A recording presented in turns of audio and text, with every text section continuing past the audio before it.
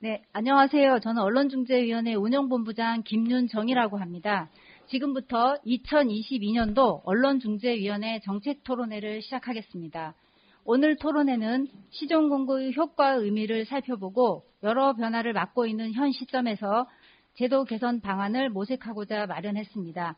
먼저 이석형 언론중재위원회 위원장님의 인사 말씀이 있겠습니다. 네, 안녕하십니까. 언론중재위원회 이석형 위원장입니다. 갑자기 지금 서설이 내리고 있습니다. 이 서설의 축복이 여기 참석하신 모든 분들에게 함께 하시기를 빌겠습니다. 바쁘신 가운데에도 귀한 걸음 해주신 여러분에게 진심으로 감사드립니다. 남은 연말 잘 마무리하시고 새해에는 좋은 일들이 가득하시기를 빕니다. 오늘 우리 위원회는 언론중재위원회 시정공고 운영의 성과 및 개선 과제라는 주제로 토론회를 개최하게 되었습니다. 시정공고는 우리 위원회의 조정중재 업무와 함께 주요 법정 업무로서 언론 보도로 인한 각종 법익 침해 사항을 심의하여 해당 언론사의 시정을 공고하는 제도입니다. 위원회 창립 2년째인 1983년 3건의 시정공고를 한 이래 꾸준히 증가하여 지난해에는 1291건의 시정을 권고했습니다. 금년에는 2682개의 언론 매체를 대상으로 모니터링해서 지난달까지 1139건의 시정을 권고한 바 있습니다. 시정공고 건수와 대상 매체의 증가에 비례하여 시정공고 제도 영향력도 갈수록 커지고 있습니다. 시정공고는 권고적 효력을 갖는 데 그칠 뿐이고 법적 강제력이 없어 언론사의 자발적 수용이 필수적인 제도입니다. 위원회는 관련 법령과 언론보도 문화의 개선을 바라는 사회적 요구를 적이 반영하여 시정공고 심의 기준을 꾸준히 보완해 왔습니다. 특히 기사의 수정이나 삭제가 가능한 인터넷 매체를 대상으로는 시정공고에 따른 조치 반영 여부를 지속적으로 점검하고 촉구하고 있습니다. 그래야 현재 시정공고 결정 수용률은 약 70%에 이르고 있습니다. 한편 시정공고 결과는 최근 정부 광고 집행기준 핵심 지표에 편입되어 올해 인쇄매체를 시작으로 향후 인터넷 신문 등으로 그 대상 범위가 확대될 예정이어서 수용률 증가에 영향을 미칠 것으로 예상됩니다. 오늘 토론회는 제도 시행 이후 그간의 성과를 돌아보고 급변하는 미디어 환경에서 제도 정비가 필요한 부분을 찾아보고 개선을 도모하고자 합니다. 오늘 토론회는 현재 저희 위원회 중재위원이시고 지난번 시정공고 위원이셨던 이민규 중앙대 교수님과 시정공고 업무를 책임지고 있는 언론학 박사 김지용 팀장께서 주제 발표를 맡아주셨습니다. 또한 지정토론자는 언론 현장과 학계에서 활발히 활동하시는 전문가 4분을 모셨습니다. 박홍기 전 한국신문방송편집인협회 회장님, 현재 시정공고위원을 맡고 계신 왕미양 변호사님, 장세찬 인터넷신문위원회 사무처장님, 장철준 단국대 법학과 교수님이십니다. 그리고 사회는 김경희 한림대 미디어스쿨 교수님께서 맡아주셨습니다. 모두 깊이 감사드립니다. 바쁘신 중에도 자리를 빛내주신 모든 분들께 진심으로 감사를 드리며 모쪼록 오늘 토론회가 매우 뜻깊고 활발하게 진행되어 큰 성과가 있기를 기대합니다. 끝으로 모든 분들의 새해 건강과 행운을 빕니다. 감사합니다.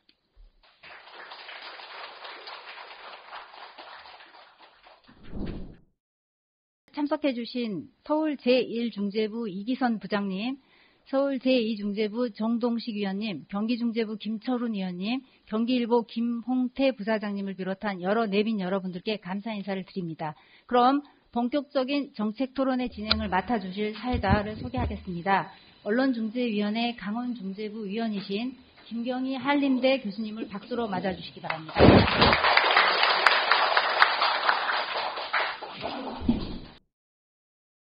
그러면 먼저 발제자 토론자 선생님들을 소개해 드리도록 하겠습니다. 네, 제1 주제 발표는 중앙대학교 이민규 교수님께서 맡아주셨습니다. 이민규 교수님은 지금 현재 언론중재위원회 서울 제1중재부 중재위원을 맡고 계시고요. 한국언론학회 회장을 역임하셨습니다. 네, 제2 발제는 김주영 언론중재위원회 심의 1팀장님께서 발표해 주시겠습니다. 네, 언론학 박사이십니다. 저는 박사학위 논문인 줄 알았어요. 오늘 발표하시는 게 너무나 알차게 정리가 되어 있어서요. 정말 준비를 많이 해오신 것 같습니다. 그러면 토론자 선생님들을 소개해 드리도록 하겠습니다. 박홍기 전 한국신문방송편집인협회 회장님이십니다. 네, 역시 언론학 박사이십니다. 네, 다음은 왕미양 변호사님이신데요. 탑 법률사무소 대표 변호사이십니다. 언론중재위원회 서울 제5중재부 중재위원을 맡고 계십니다. 그리고 시정권고위원이시기도 합니다. 네, 다음은 장색찬 사무처장님이십니다. 인터넷신문위원회 사무처장님이십니다. 다음은 당국대 법학과의 장철준 교수님이십니다. 네, 토론의 진행과 관련해서 간단한 설명을 드리겠습니다. 오늘 토론회는 두 가지 주제의 발표가 이루어지는데 주제 발표 각 한 23분 정도 해주시면 될 것 같습니다. 그리고 주제 발표 이후에 지정 토론이 이루어지고요. 지정 토론이 4분의 지정 토론이 이루어진 다음에 또 여기 계신 모든 선생님들께서 참여하실 수 있는 종합 토론이 20분간 이어집니다. 네, 그때 여기 계신 위원님들 그리고 여기 참석하신 분들께서 많은 질문해 주실 것 같습니다. 네, 그러면 먼저 제1발제를 맡아주신 이민규 교수님께 발제를 부탁드리겠습니다. 주제는 시정공고 제도의 이해와 개선 방안입니다. 우리 사회자님 소개받은 제1중재부의 이민규입니다. 다시 한번 인사드리겠습니다. 지난번 세미나 때는 단풍으로 축복을 주더니 이번 세미나에는 서설로 아주 서울에서 보기 힘든 아주 큰 눈으로 저희한테 축복을 주는 것 같습니다. 제가 부족하지만 시정공고 제도의 이해와 개선 방안이라는 주제로 지난 1년 동안 우리 존경하는 이석형 위원장님을 모시고 시정공고를 매달 진행을 했고 또 그것을 사실은 그냥 진행을 할 때는 결정만 했는데 이번에 이제 우리 사무총장님의 지시로 제가 준비를 하게 되면서 역시 그렇지 않습니까? 이 수업 듣는 것과 논문 쓰는 건 틀리는데 이 논문을 한번 쓸래다 보니까 정말 저도 공부를 많이 했습니다. 그래서 이번에는 제가 갖고 있는 주제는 뭐냐면 이런 주제로 많은 논문도 있지만 핵심은 이제 요새 사회의 중심이 어떻게 보면은 소비자 중심, 우리 시정공고의 대상인 언론사들이 과연 시정공고를 어떻게 인지하느냐라는 것을 집중적으로 제가 살펴봤습니다.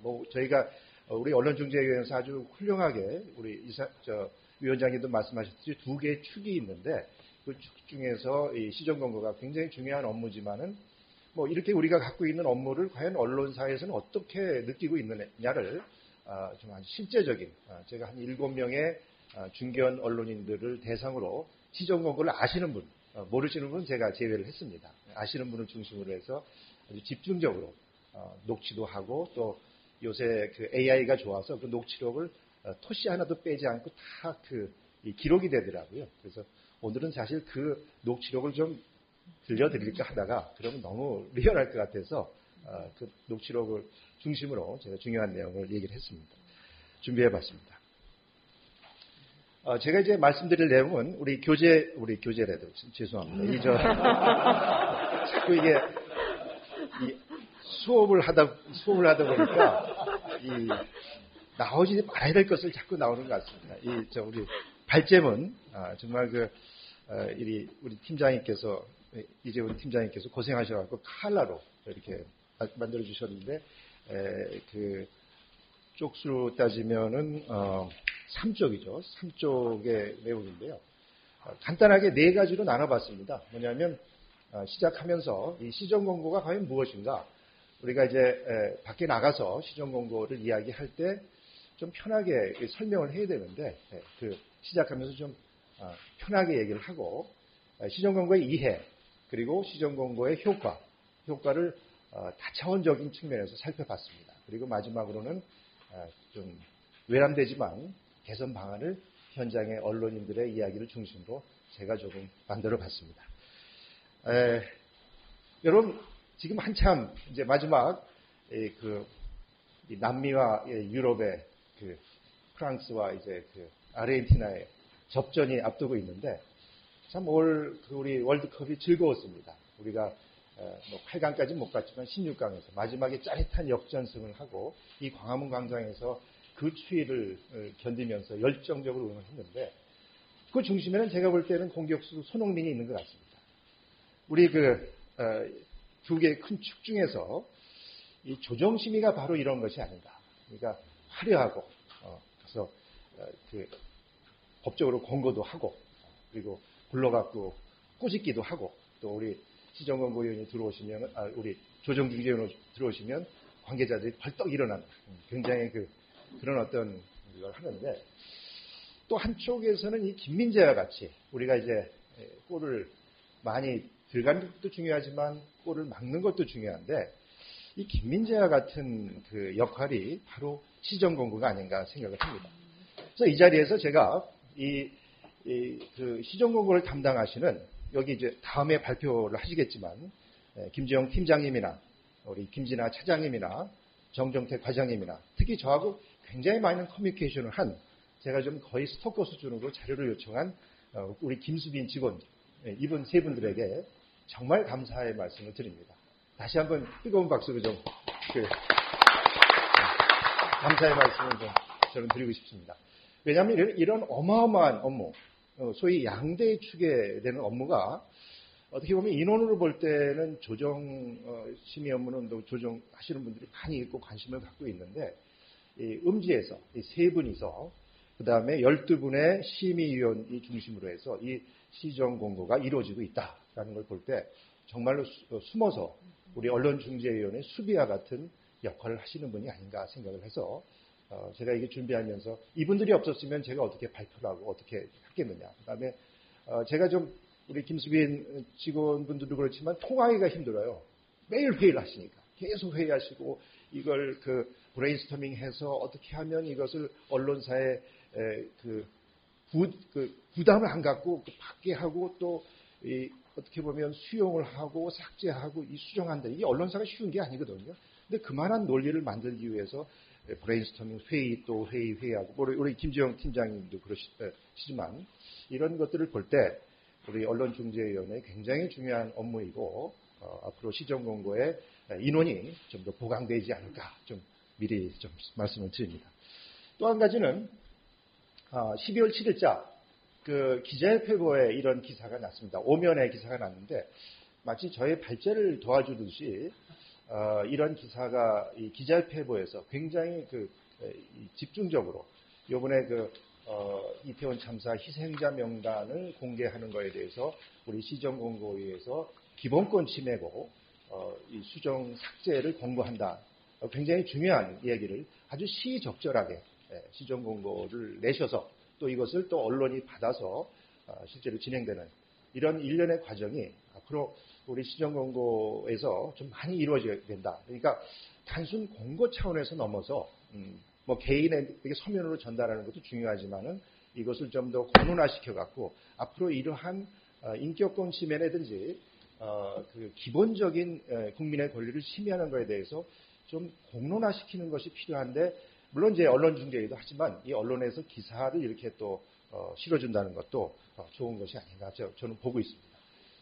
그래서 뭐 여기 참석하신 분들은 다 아시겠지만은 우리 언론중재 및 피해 구제 등에 관한 법률 제32조 1항에 근거해서 이러한 그 시정공고가 나오게 됐습니다. 그래서 맨 마지막에 제가 이제 얘기하는 것은 이 시정공고가 갖고 있는 의미는 여기 장세찬 인순위 총장님도 나와 계시지만은 뭐 여러 곳에서 언론 보도에 대해서 검토를 하고 또 뭐 그 권고도 내리고 주의도 주고 그렇습니다. 그런데 저희 언론중재위에서 하는 그 시정 권고의 가장 큰 특징은 불거불리의 원칙의 한계를 보완하는.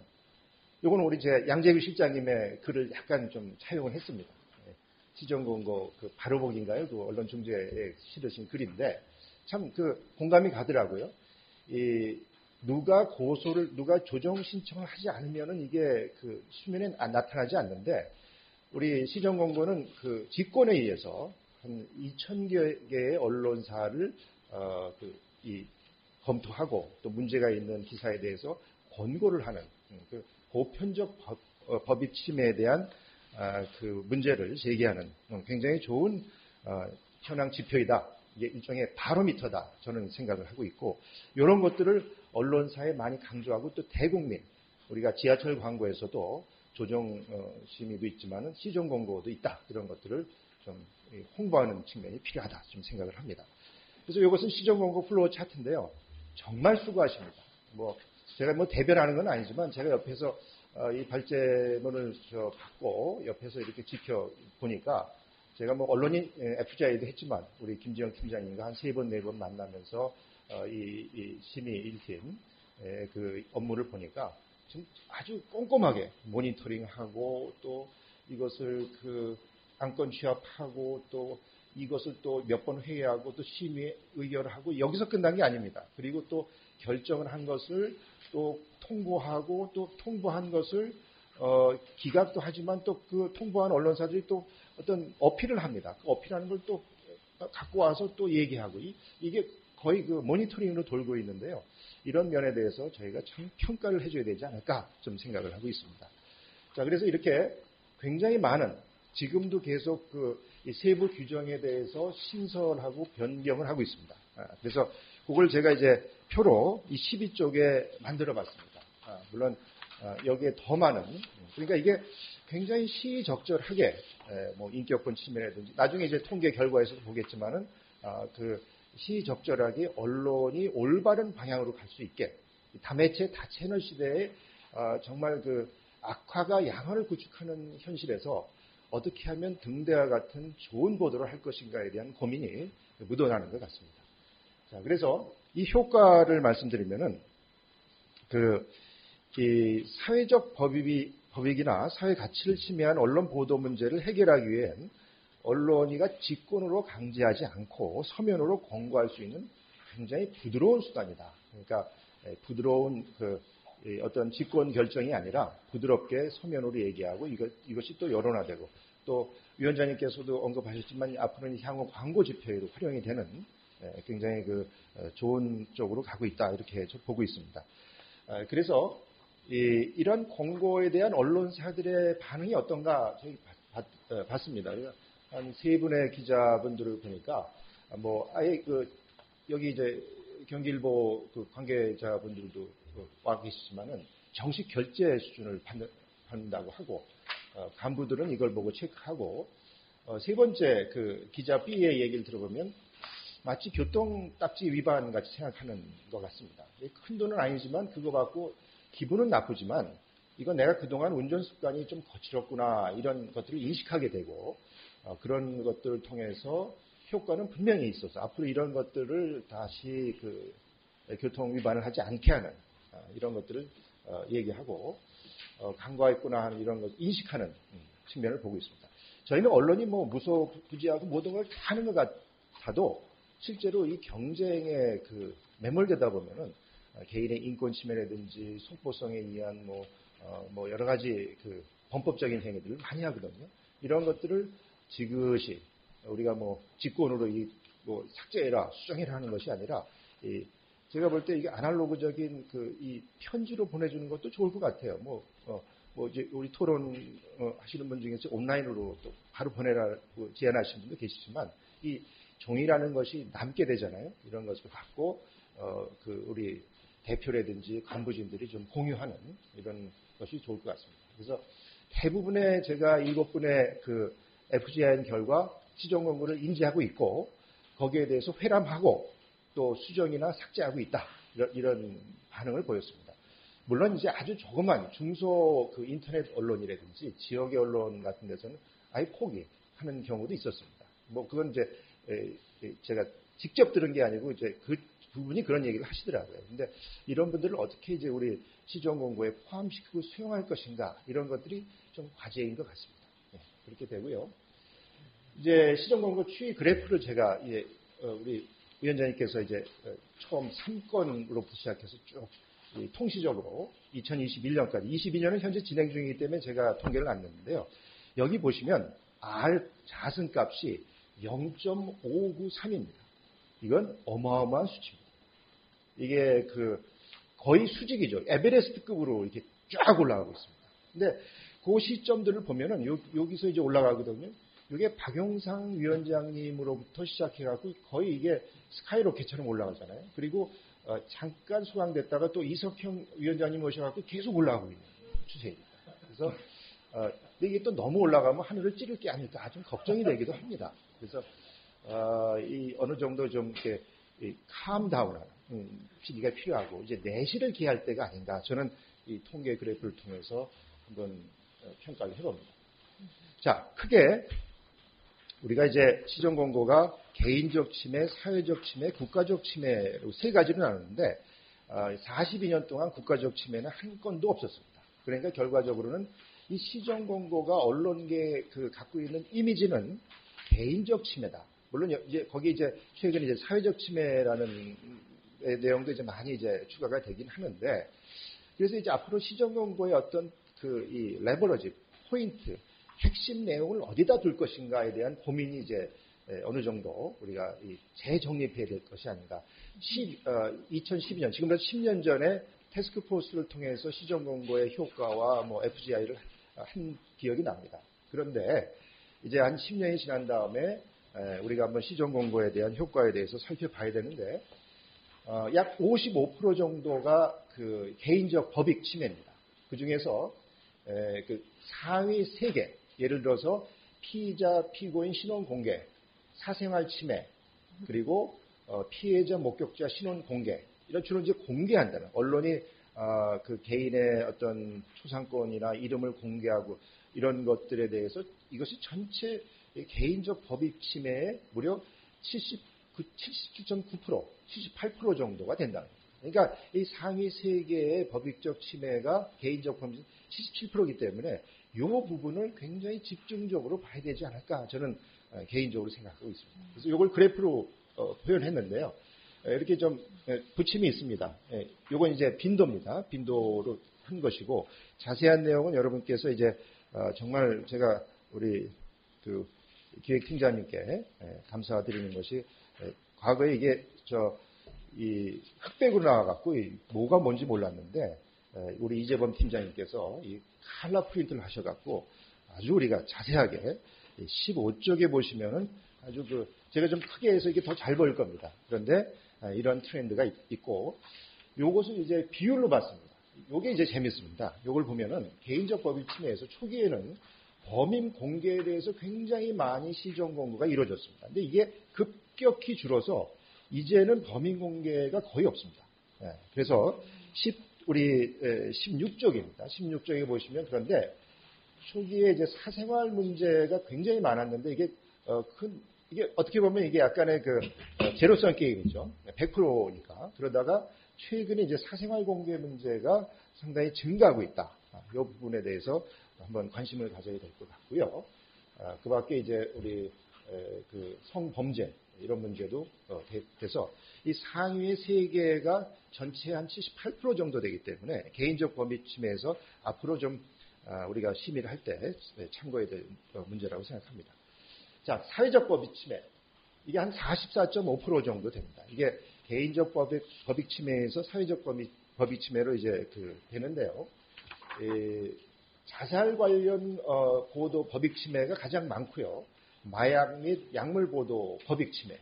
그 밖에 이제 세 번째 떠오르는 것이 이제 바로 기사형 광고 법익 침해입니다. 물론 이제 의료 광고에만 한계를 둔다고 그러지만 이게 저도 이제 우리 시정 공고를 해보지만 의외로 많습니다. 뭐 이론의 여지가 없습니다. 이런 것들이 많은데 상위 3개 사회적 법익 침해가 약 71.5% 정도. 그 밖에도 뭐 나머지 29% 정도는 뭐 자잘한 뭐 윤리 문제가 있는데요. 여기 보시면은 초기에는 이제 성자살 마약 보도가 많았습니다. 그러다가 이제 최근에 노란색으로 보이다시피 기사형 광고 제목이 굉장히 증가하는 추세입니다. 그만큼 효과가 있다는 거죠. 그래서 이제 성자살이 초기에 많다가 이제는 거의 없습니다.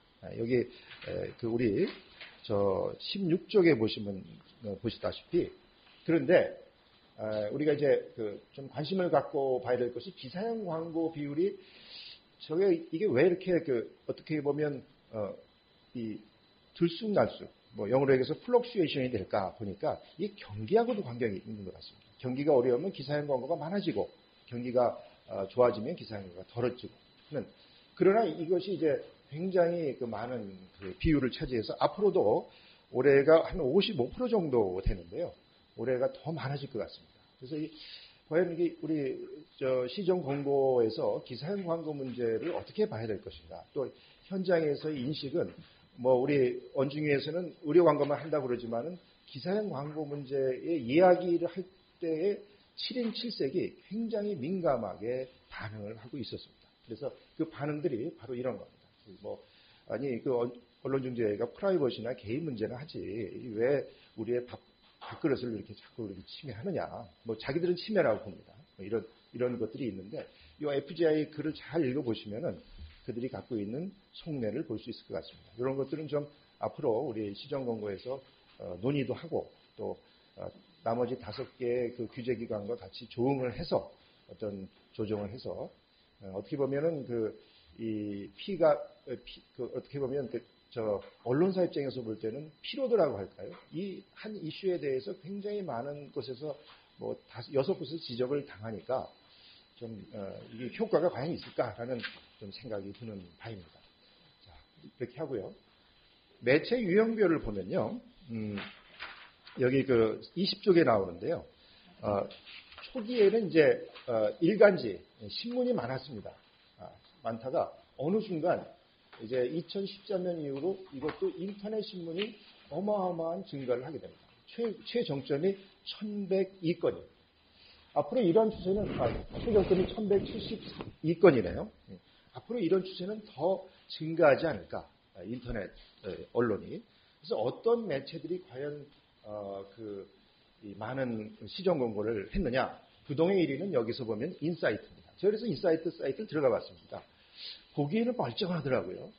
근데 어디서 그렇게 많은 일탈을 할까 보니까 안으로 들어가니까 이게 겉에 홈페이지는 아주 멀쩡하게 해놓고 안에 들어갈수록 이제 시정 공고 될 수 있는 내용들을 많이 심어놓더라고요. 뭐 우리 실장님이나 우리 심의일팀은 저 잘하시겠지만 그리고 이제 인터넷 국민일보, 위키트리 뭐 이런 데가 그리고 이제 22년은 아직 결정이 안 됐기 때문에 21년에 보면은 조선닷컴이 2위를 해서 뭐 이렇게 하고 있습니다. 자, 요것은 이제 매체 유형별이고요. 제가 좀 더 분석을 해봤습니다. 그래서 미디어 그룹별로 한번 보면 어떨까? 그래서 미디어 그룹별로 보니까 이렇게 나옵니다. 조선일보는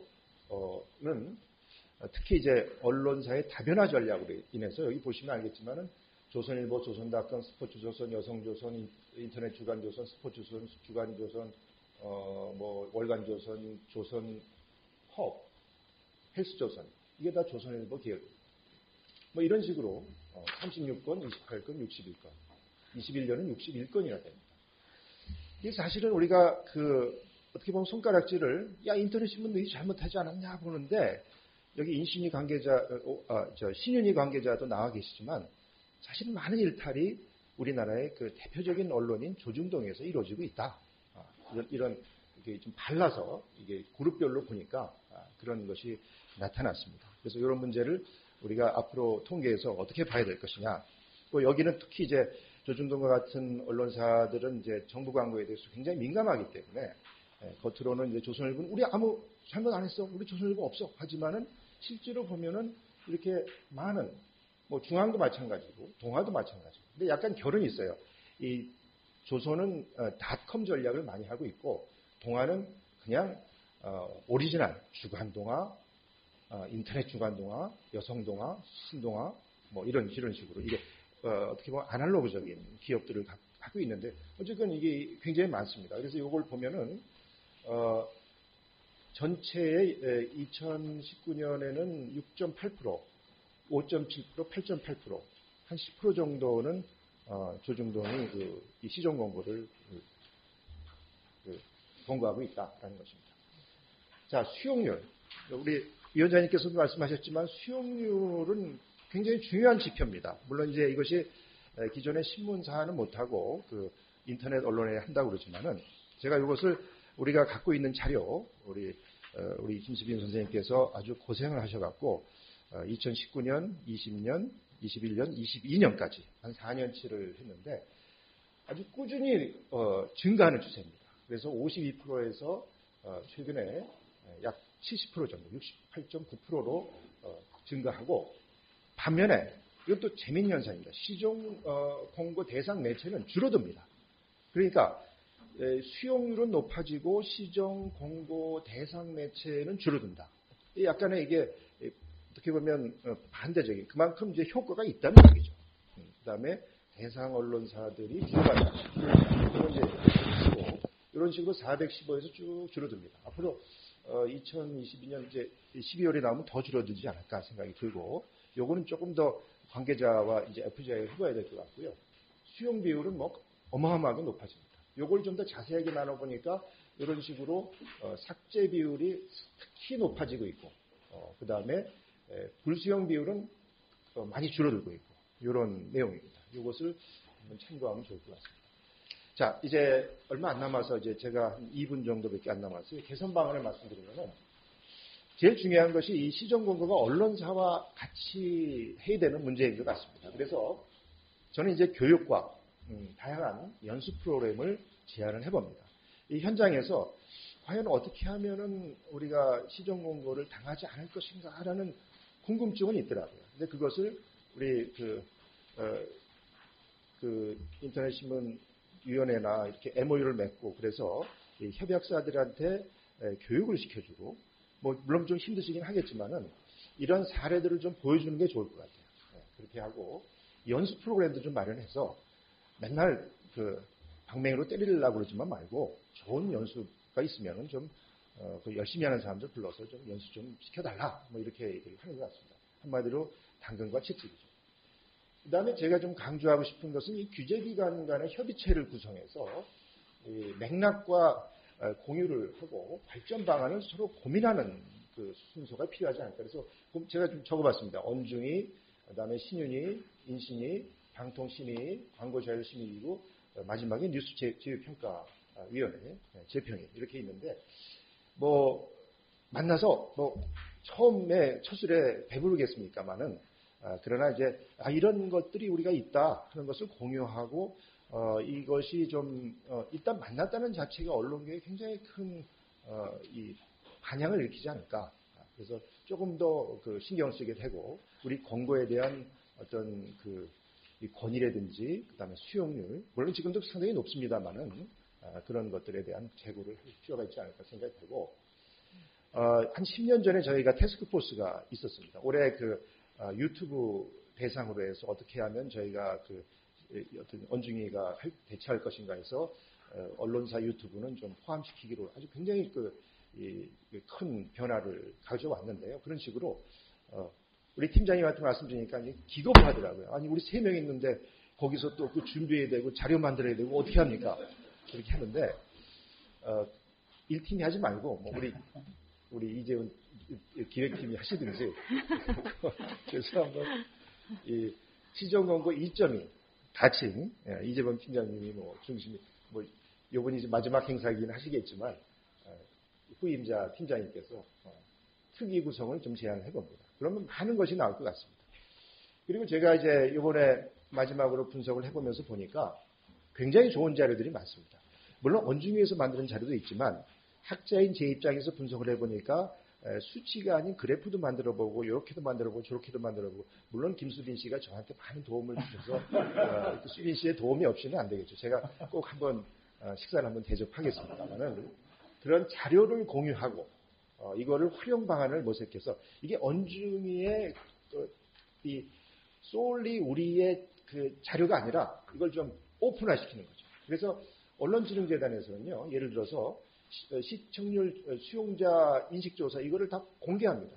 그래서 그걸 가능하면 학계에서 이걸 가지고 분석하게 만듭니다. 그래서 그 하루 종일 그 데이터, 뭐 재단도 어마어마한 데이터, 뭐 언론인 인식조사 이런 자료들이 많거든요. 이거를 학자들, 심지어는 대학원생들까지 그 분석하게 해서 거기서 많은 결과를 그냥 손 안 대고 코 푸는 거죠.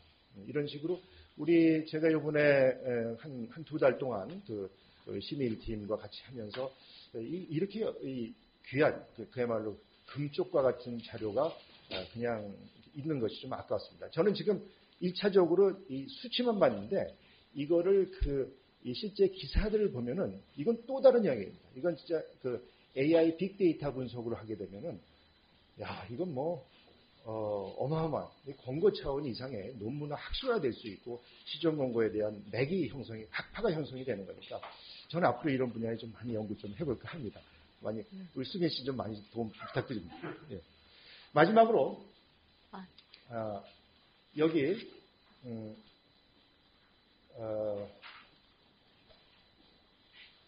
마지막으로 여기 꿋꿋하게 가고 있는 언론사가 몇 군데 있는데 칭찬과 인센티브가 필요하지 않을까라고. 사실 우리는 이 세미나 자리는 꾸짖는 자리이긴 하지만 그러나 언론계에 열심히 하는 것에 대한 칭찬과 인센티브에 대해서도 고민을 해야 되지 않을까. 그러한 측면에서 이영표와 같은 그 미들필더가 우리 역할이 필요하지 않을까 생각을 해봅니다. 이상으로 마치겠습니다. 예, 다음은 제2발제를 김주용 심의팀장님께 부탁드릴 건데요. 주제는 그 시정공고 사례를 통해 본 프라이버시 침해 보도의 현황과 개선 방향입니다. 제가 준비한 내용은 이제 방금 발제해 주신 이민규 교수님께서는 우리 시정공고 제도 전반에 대한 것을 포함해서 또 시정공고 심의 사례 전반을 다 분석해 주셨는데요. 저는 좀 마이크로한 측면에서 프라이버시 침해 사례, 저희 그 시정공고 심의 기준 1조 위반 사례만을 가지고 이제 가장 이 사례가 좀 많고 또 이 사례를 가지고 분석해 볼 필요성이 있어서 이 사례만을 가지고 좀 마이크로하게 분석을 해 보았습니다. 나눠드린 자료집에는 자료가 좀 장황하게 많이 있습니다만은 시간 관계상 제가 그 내용을 학술대도 아니고 토론회장이니까요. 생략하고 뒤에 있는 연구 문제 한 40페이지부터 참고를 해 주셨으면 좋겠습니다. 먼저 그 전에 간략하게 제가 이 주제를 다루게 된 이유는 아시다시피 이제 지금의 그 저널리즘적인 상황이 주목 경쟁이 심화되고 있고 그에 따라서 클릭 저널리즘이 심화되고 있는 그런 상황이라고 합니다. 그래서 이런 상황에서 언론은 모방이나 차용을 통해서 선정성을 좀 강화하는 그런 방향으로 대응하고 있지 않느냐. 이것이 어떤 프라이버시 침해와 어떤 연관이 있지 않을까 이런 합리적인 의심을 해보았습니다. 또한 이제 그 언론진흥재단에서 나온 그 조사 결과에 의하면은 언론인들은 인격권 침해의 원인으로 선정적이고 흥미위주의 보도 때문이라는 답이 22.7%로 나왔는데요. 전년대에 대비해서 상당히 증가를 한 것으로 나타났습니다. 이런 것들을 통해서 볼 때 이런 어떤 그 저널리즘적인 변화나 혹은 언론인들의 인식이 우리가 시정 공고를 하고 있는 그 프라이버시 침해 사례에도 반영되어 있지 않을까라는 생각을 해봤고요. 그래서 그런 저널리즘적인 특성을 프라이버시권 침해 보도를 대상으로 조사를 해볼 필요가 있겠다라고 생각을 했습니다. 또 아시다시피 이제 전반적으로 이런 프라이버시 침해 사례들이 계속 뒤에 보시면 아시겠습니다만 전체적으로 시정 공고 사례도 프라이버시 침해 사례가 저희 심의 기준 1조 위반 사항들이라고 할 수 있는데요. 그 사항들을 보신 바와 같이 꾸준히 좀 증가하고 있는 그런 추세에 있다고 할 수 있습니다. 그래서 이런 것들을 억제하거나 예방하기 위한 개선안을 빨리 마련할 필요도 있지 않겠느냐라는 생각이 들었고요. 그렇다고 한다라면 가장 먼저 선행돼야 될 것은 이런 그 프라이버시권 침해를 하고 있는 언론 보도, 침해 보도의 그 침해 행위의 특성을 또 함께 파악해 볼 필요가 있겠다. 침해 관행을 파악한다라면은 어떤 개선 방안에 대한 시사점을 도출할 수 있지 않겠느냐라는 것이 이런 문제 제기를 할 수 있었고요.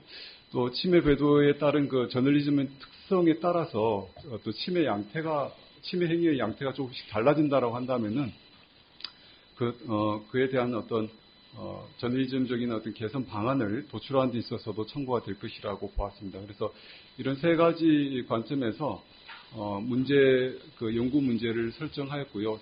40페이지에 가시면은 연구 문제가 있습니다. 그래서 앞에 있는 선행 연구들은 참고해 주시면 될 것 같고요. 선행 연구나 이론적 배경들은 참고해 주시면 될 것 같고요. 그래서 첫 번째로 시정 공고를 저희가 했던 그 위원회에서 시정 공고를 했던 그 사례들에서 프라이버시 침해 보도의 그 저널리즘적인 특성이 무엇인지를 살펴보고자 했습니다. 그래서 첫 번째는 이제 그 안에 다루고 있는 어떤 소재, 여기 행위 속성이라니까 조금 어렵게 표현이 되어 있는데요. 실제는 이제 그 보도에서 다루고 있는 사건, 그 사건에서 다루고 있는 행위가 어떤 소재를 주로 다루고 있느냐. 뒤에서 보시면은 이제 어떤 그 성관계를 다룬다든지, 불륜을 다룬다든지, 폭력을 다룬다든지 그런 주제, 그 소재가 어떤 것인가에 대한 얘기라고 이해하시면 되겠습니다. 그리고 그 제목에 어떤 선정적인 어떤 표현이 들어가 있느냐. 그래서 아까 이 두 가지 항목은 그 언론인들은 인격권 침해의 원인을 언론의 어떤 흥미 위주, 어떤 선정주의적인 그런 보도 경향 때문이다라고 보고 있었는데요. 과연 그러한가 이런 것들을 갖다 한번 살펴보고자 했던 것이고요. 또 기사 제시 방법이 어떠한가라고 질문한 것은 시각적인 정보를 갖다 차용하는 방법. 그러니까 선행 연구에서 보면은 이제 계속해서 언론이 영상적인 그런 영상 이용자들이 뉴스를 이용한 이용자들이 그 언론의 어떤 그 뉴스 소비 패턴 자체가 영상 뉴스를 더 선호하는 그런 경향, 또 시각적인 정보를 더 선호하는 경향을 나타내고 있는 것으로 연구 결과들이 있는데요. 그렇다면은 우리 그 프라이버시 침해 사례에서도 그런 것들이 나타나지 있지 않을까. 그래서 그 게시 방법, 시각적인 정보를 차용하는 방법이 어떤가. 이를테면은 유튜브를 링크를 한다든지, 혹은 SNS에 올라와 있는 소셜미디어에 있는 그런 사진들을 갖다가 많이 사용하고 있는 그런 것들이 아닌가라는 것들을 한번 살펴보고자 했던 거죠. 저희 그 프라이버시 침해 사례 통해서.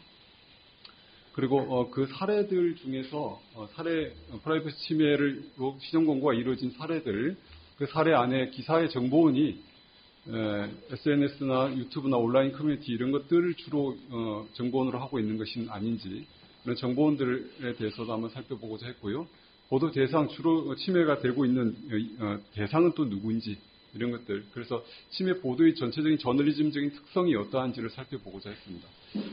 두 번째 연구 문제는 프라이버시 침해의 그 어떤 구체적인 행위가 어떠한지를 갖다가 그 양태를 살펴보고자 했습니다. 개선 과제를 도출하기 위해서는 언론이 침해를 행위를 할 때 어떤 형태를 주로 보이는지 침해 관행을 파악하는 것이 중요하다고 보았기 때문에, 그래서 첫 번째는 이제 주로 어떤 그 프라이버시를 침해하느냐. 이를테면 프라이버시라고 하면은 사생활의 비밀도 있고 통신 비밀도 있고 초상이나 음성이나 어떤 개인정보 자기 결정권이라든지 이런 여러 가지 프라이버시가 있는데 그 중에 어떤 유형들을 주로 침해가 일어나고 있느냐. 또 프라이버시의 그 구체적인 각각의 이를테면 사생활 침해 같은 경우에 있어서 혹은 통신 비밀 침해에 있어서 구체적인 침해의 태양은 어떠한지 이런 것들을 좀 살펴보고자 했고요. 주로 또 그 침해를 받고 있는 피해자의 인적인 특성은 어떠한가? 공적인 인물이냐, 혹은 사인이냐? 사인이라고 한다면은 공적 인물과 어떤 관계에 있느냐? 이런 것들을 살펴보고자 했습니다. 그리고 저희가 이제 프라이버시 침해를 판단하는 데 있어서 또 중요한 판단 기준의 하나가 식별 가능 여부라고 할 수 있는데요. 피해자에 대한 어떤 비식별 처리가 어느 정도 되어 있는지, 익명 처리가 되어 있는지, 혹은 그 정도는 어떠한지 이런 것들을 살펴보고자 했습니다.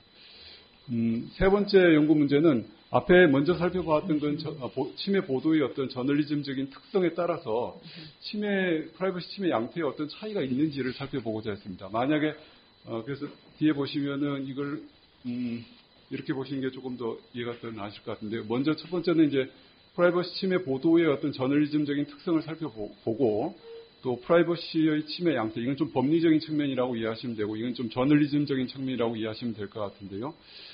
이런 침해 구체적인 행위의 어떤 측면에서 살펴봤습니다. 그래서 만약에 어떤 침해 보도의 저널리즘적인 특성 중에 이를테면은 기사의 정보원이 아까 말씀드렸던 소셜 미디어나 혹은 유튜브라든지 또는 온라인 커뮤니티에 있는 그런 것들을 정보원으로 하는 보도에 있어서 어떤 프라이버시 침해 양태가 좀 달라진다.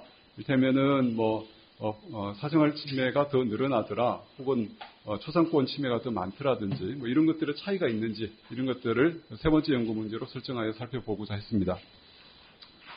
분석 대상은 저희가 그 시정 공고를 많이 삼을 수는 없고, 많은 대상을 삼을 수는 없고요.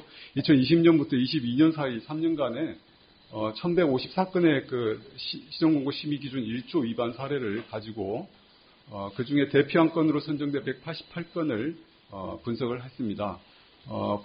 그 대표 안건이라는 것은 특정 사건과 관련해서 문제가 된 안건들 중에서 시정공고 심의 기준 위반 형태나 법익 침해 방법이 유사한 건들을 가장 잘 대표하고 있는 경우를 얘기합니다. 그래서 저희가 시정공고 심의를 할 때도 이 대표 안건들을 중심으로 논의를 하게 되는데요. 그 안건들을 분석 대상으로 삼았습니다. 분석 항목을 다 말씀드릴 수는 없고요. 먼저 그 프라이버시 침해 사안의 행위 내용상의 속성에 대해서 간략하게 보시면요. 아까 말씀드린 것처럼 그 보도에서 다루고 있는 어떤 행위가 있을 텐데, 그 행위가 어떤 소재를 갖고 있느냐라고 이해하시는 게 편할 것 같습니다. 그래서 이를테면 어문주를 다루고 있냐, 어떤 성이나 불륜을 다루고 있느냐, 이런 것들을 다루고 있는 것. 그래서 1번부터 8번까지는 선정성이 있는 소재라고 보고요. 나머지는 이제 그 해당 사항이 없는 것으로 따로 또 분류를 해보았습니다. 기사 제목의 표현상의 특성, 기사 제목에 이를테면 성적인 관심을 유발하는 그런 표현들이 들어가 있는지, 혹은 감정적인 반응을 유도하는 그런 표현들이 들어가 있는지, 이런 것들을 살펴봤습니다. 제목 선정성이라고 이해하시면 되고요. 가와 나는 선행 연구에서 차용해 왔습니다. 그렇게 이해를 하시면 되겠고요. 나머지 것들은 연구 결과를 보면은 쉽게 이해할 수 있는 사항들이어서 연구 결과로 바로 넘어가도록 하겠습니다. 침해 보도 자체의 저널리즘적인 특성을 먼저 살펴보는데요. 첫 번째로는 침해 보도의 행위 속성에 선정성이 있는지를 어떤 주제를, 어떤 소재를 다루고 있는가를 살펴보았더니 음주나 성불륜 이런 여러 가지 선정적인 주제들을 다루고 있었는데요. 그 중에서도 성과 불륜을 다루고 있는 내용이 가장 22.3%로 가장 높았습니다. 빈도가. 그래서 이런 주제를 주로 다루는 선정성이 있는 것들이 전체적으로 한 42% 정도, 선정성이 없는 경우가 58% 정도였는데요. 생각보다 선정성이 있는 경우보다 없는 경우가 조금 더 높았던 것 같습니다. 기사 제목의 표현상의 특징을 살펴보니까요. 이런 어떤 성적인 관심을 유발하는 표현들도 한 13.8% 정도가 있었고요.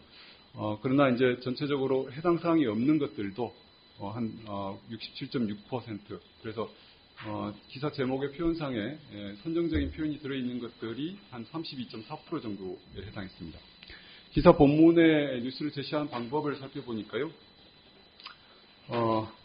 온라인에 있는 온라인 커뮤니티에 있는 사진이나 게시글을 갖다 캡처해서 보도하거나, 또는 소셜 미디어에 있는 사진이나 메시지를 캡처해서 보도하는 그런 사례들이 많았습니다. 25.5%로 이 사례가 가장 높았고요. 그래서 이것들을 통해서 볼 때 이용자들의 뉴스 소비 방식이 변화하고 있는 거 아니냐. 이른바 읽는 뉴스나 보는 뉴스가 그런 것, 읽는 뉴스에서 보는 뉴스나 듣는 뉴스로의 변화가 프라이버시 침해 현상과 침해 현상의 증가와 무관하지 않지 않는가라는 것을 확인할 수 있습니다.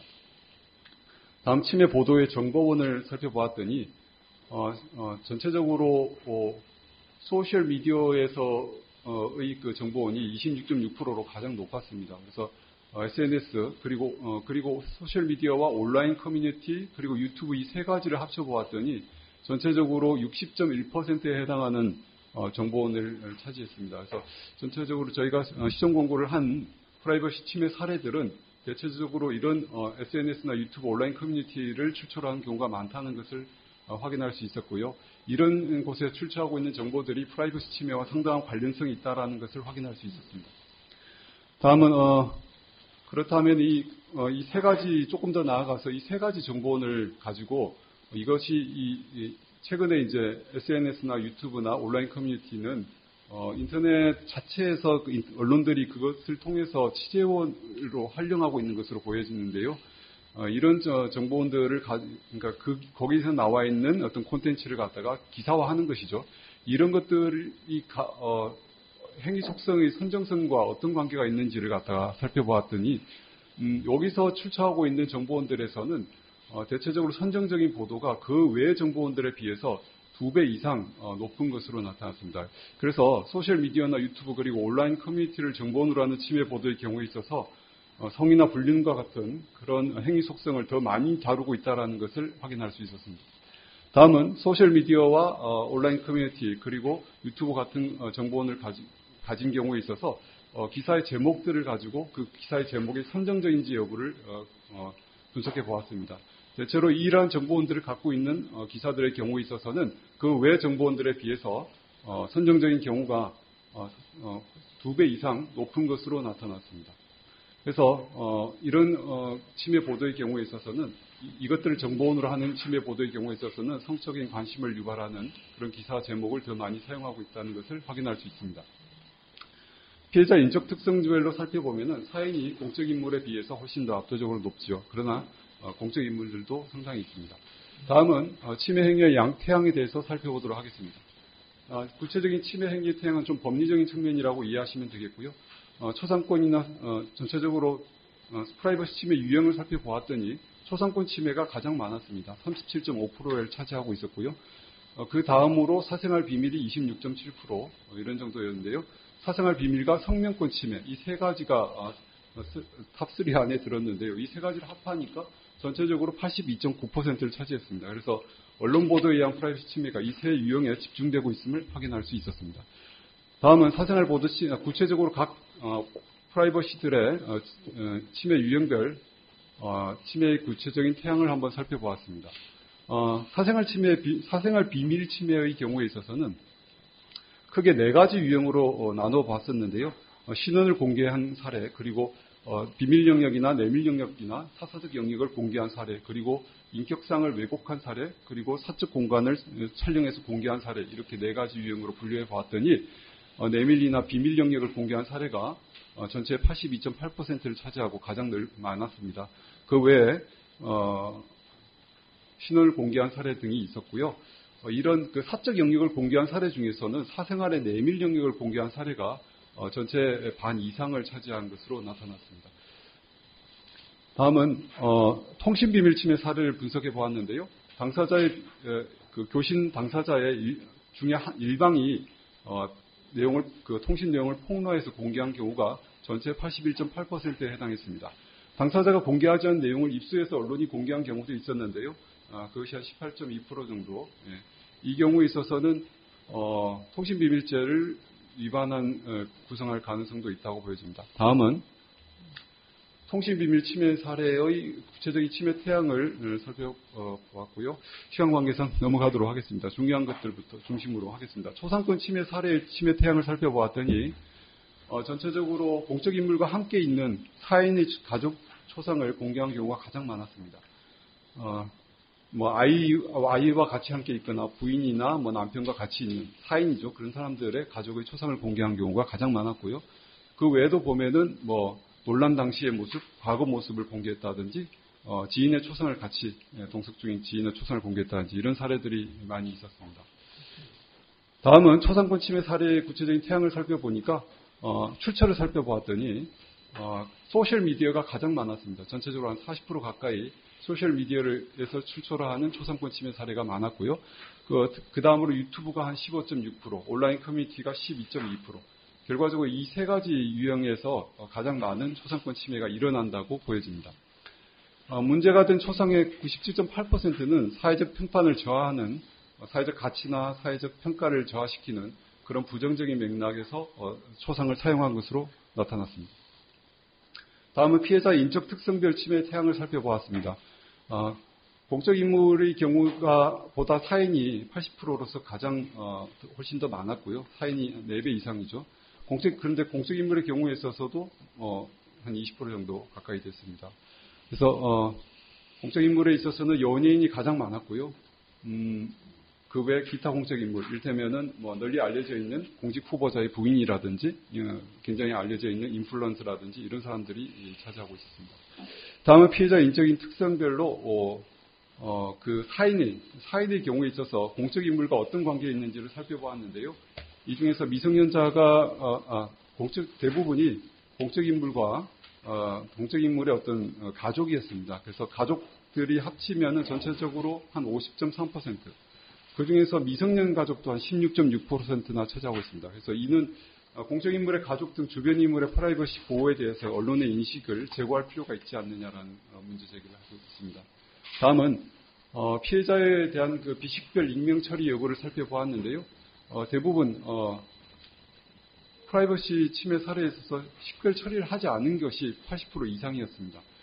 또는 식별 처리를 했다고 하더라도 주변인이라든지 지인이라면은 충분히 식별하고 하거나 추지가 가능한 경우가 한 18.6%였습니다. 이 부분은 이제 언론이 나중에 이제 다시 언급하겠습니다만 프라이버시 침해, 초상권 침해에 대한 법리에 대한 이해가 조금 부족한 거 아닌가라는 문제를 제기하고 있다라고 생각합니다.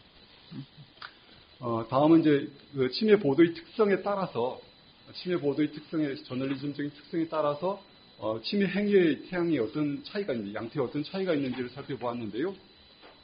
먼저 침해 보도의 어떤 행위 속성이 선정적인 내용을 담고 있다. 이를테면 성관계를 다룬다든지 불륜을 다룬다든지 폭력을 다룬다든지 이런 선정적인 내용이 있는 경우에 있어서는 당연히 사생활 침해나 통신비밀 침해가 없는 경우에 비해서 2배 이상 높은 것으로 나타났습니다. 그 외에 초상권이나 성명권이나 개인정보 자기결정권 같은 경우에 있어서는 행위 속성의 선정성이 없는 경우가 오히려 보시다시피 조금 더 높게 나타났습니다. 이것은 행위 속성의 선정성이 있는 경우에 있어서는 사생활 비밀이나 통신 비밀 침해가 있는 것으로 보여져서 앞서 말씀드렸던 것처럼 언론인들은 인격권 침해가 발생하는 원인을 그들의 선정주의적인 보도 경향 때문이다라고 말씀을 하셨는데요. 그러나 이 경우에 있어서는 행위 속성의 선정성이 있는 경우에서는 사생활 비밀 침해나 통신 비밀 침해는 설명이 타당하다라고 얘기할 수 있지만은 초상권이나 성명권 그리고 개인정보 자기결정권 같은 권리에 있어서는 행위 속성의 선정성 유무와 관계없이 일어나고 있다는 것을 확인할 수 있었습니다. 다음은 행위 속성의 선정성 유무에 따라서 피침의 인격 영역을 살펴보았는데요. 행위 속성이 선정성이 있는 경우 당연히 내밀 영역의 공개가 훨씬 더 많았고요. 통신비밀 침해에 있어서도 내밀 영역의 공개가 훨씬 더 압도적으로 높았습니다. 다음은 정보원별로 프라이버시 침해의 양태를 살펴보았는데요. 사생활 비밀 침해에 있어서는 유튜브가 가장 큰 출처였던 것으로 나타났고요. 통신 비밀이나 초상권 침해에 있어서는 소셜 미디어가 가장 많은 빈도가 높은 출처였던 것으로 나타났습니다. 이 출처를 갖다가 아까 말씀드렸던 SNS, 소셜 미디어와 유튜브와 온라인 커뮤니티 이 세 가지 정보원을 묶어서 프라이버시 침해 유형을 살펴보았더니요. 이 세 개의 정보원이 통신 비밀과 초상권 침해에 있어서는 그 외의 정보원에 비해서 압도적으로 높았습니다. 초상권 같은 경우에는 2배 이상, 통신 비밀 경우에는 압도적으로 높은 것으로 나타났고요. 그런 점에 있어서 초상권 침해의 상당수가 이런 소셜 미디어나 유튜브 또는 온라인 커뮤니티와 같은 인터넷 공간에 있는 초상을 부정적인 맥락에서 비식별 처리 없이 사용하거나 당사자의 일방이 폭로한 통신 내용을 여과 없이 보도함으로써 발생하고 있음을 보여주는 것이라고 할 수 있겠습니다. 다음은 정보원별 프라이버시 침해 양태에 대해서 살펴보았는데요. 역시 SNS나 유튜브 온라인 커뮤니티 이 세 가지 정보원의 경우에 있어서 내밀 영역에 대한 공개가 훨씬 더 높았습니다. 그 외의 정보원들에 비해서. 결과적으로 이 세 가지를 정보원으로 하는 경우에 있어서는 언론이 좀 더 많은 주의를 기울여야 되는 것이 아니냐. 통신 비밀이나 사생활 비밀 침해의 여지가 높다라는 것을 확인할 수 있었습니다. 예, 시간 관계상 조금씩 빨리 넘어가도록 하겠습니다. 결과에 대한 시사점을 살펴보면요. 결국 침해 보도의 정보원이 10건 중 6건이 SNS나 유튜브 온라인 커뮤니티를 출처하고 있는 것으로 나타났는데요. 특히 초상권 침해의 경우에 있어서는 66.7%, 통신 비밀 침해에 있어서는 90% 이상이 이들 정보원을 출처하고 있었습니다. 이는 이제 언론이 소셜 미디어나 유튜브 상의 개인 방송 또는 온라인 커뮤니티와 같은 미디어들과 주목 경쟁에서 생존하기 위해서 이들의 의제를 광범위하게 차용하고 있다는 것을 확인할 수 있었고요. 이로 인해서 프라이버시 침해 가능성이 좀 더 높아질 수 있음을 간접적으로 확인할 수 있었습니다. 그래서 다른 정보원들보다 이들 인터넷 공간을 출처로 보도할 경우에 있어서는 초상권과 통신 비밀에 대한 침해가 발생하지 않도록 언론이 더 유의할 필요가 있지 않느냐라는 것을 확인할 수 있었습니다. 두 번째 시사점은요. 침해 보도 행위 속성에 선정성이 있는 경우하고 없는 경우를 비교를 해봤더니 선정성이 있는 경우에 말씀드린 것처럼 사생활 비밀이나 통신 비밀 침해 유형의 발생 빈도가 훨씬 더 높았는데요. 또한 내밀 영역에 대한 침해 발생 빈도도 높아졌습니다. 이는 인격권 침해의 주요 원인, 아까 말씀드린 것처럼 타당한 언론인들의 인식이 타당한 지적이 될 수는 있겠지만 사생활 비밀이나 통신 비밀 침해에 있어서는 나머지 프라이버시권에 대해 있어서는 이를 직접적인 원인으로 추정하기도 어렵지 않느냐라는 것이 저희 생각이고요. 다음에 이제 공적 인물에 관한 사생활 침해의 세부 유형 중에 하나인 사적 영역의 공개로 인해서 침해된 인격 영역 중에서 내밀 영역이 가장 침해가 높았는데요. 내밀 영역이라 하면은 성적인 어떤 지향이라든지 습격이라든지 습관이라든지 혹은 병력이라든지 이런 것들을 내밀 영역이라 할 수 있는데요. 그에 대한 침해가 한 60% 가까이 됐습니다. 공적 인물이라고 하더라도 이런 어떤 성범죄를 구성한 경우를 제외하고는 이성 간의 성관계와 같은 사항들을 내밀 영역에 속한 사항 이런 것들을 공개할 수 없음에 대한 언론의 인식이 좀 부족한 것이 아닌가 이런 생각을 하게 됐습니다. 네 번째 시사점은요. 10건 중에 4건의 초상권 침해 유형의 침해 태양을 분석해 보니까 공적 인물과 함께 있는 가족의 초상을 식별 내지 추지가 가능하게끔 공개한 경우인 것으로 나타났는데요. 그중에서 미성년자가 16.7% 상당수를 차지한 것으로 나타났습니다. 그래서 또 전체 97.8% 정도가 사회적 평가를 저하는 부정적인 맥락에서 사용됐는데요. 이는 초상권 침해에 대한 위법성 조각 사유에 대한 언론의 이해가 부족한 것이 아닌가. 말하자면 이제 설사 당사자가 자의로서 어떤 자신의 소셜 미디어에 올렸다고 하더라도 그것을 부정적인 맥락에서 가져다 쓰면서 또 그 사인이라고 할 수 있는 자기의 그 아이들이라든지 또는 남편이나 아내의 사진을 함께 공표하는 것은 특별한 사정이 없는 한 초상권 침해를 구성할 수 있다는 그런 점들에 대한 이해가 좀 부족한 것이 아닌가 이런 생각들을 하게 됐습니다. 예.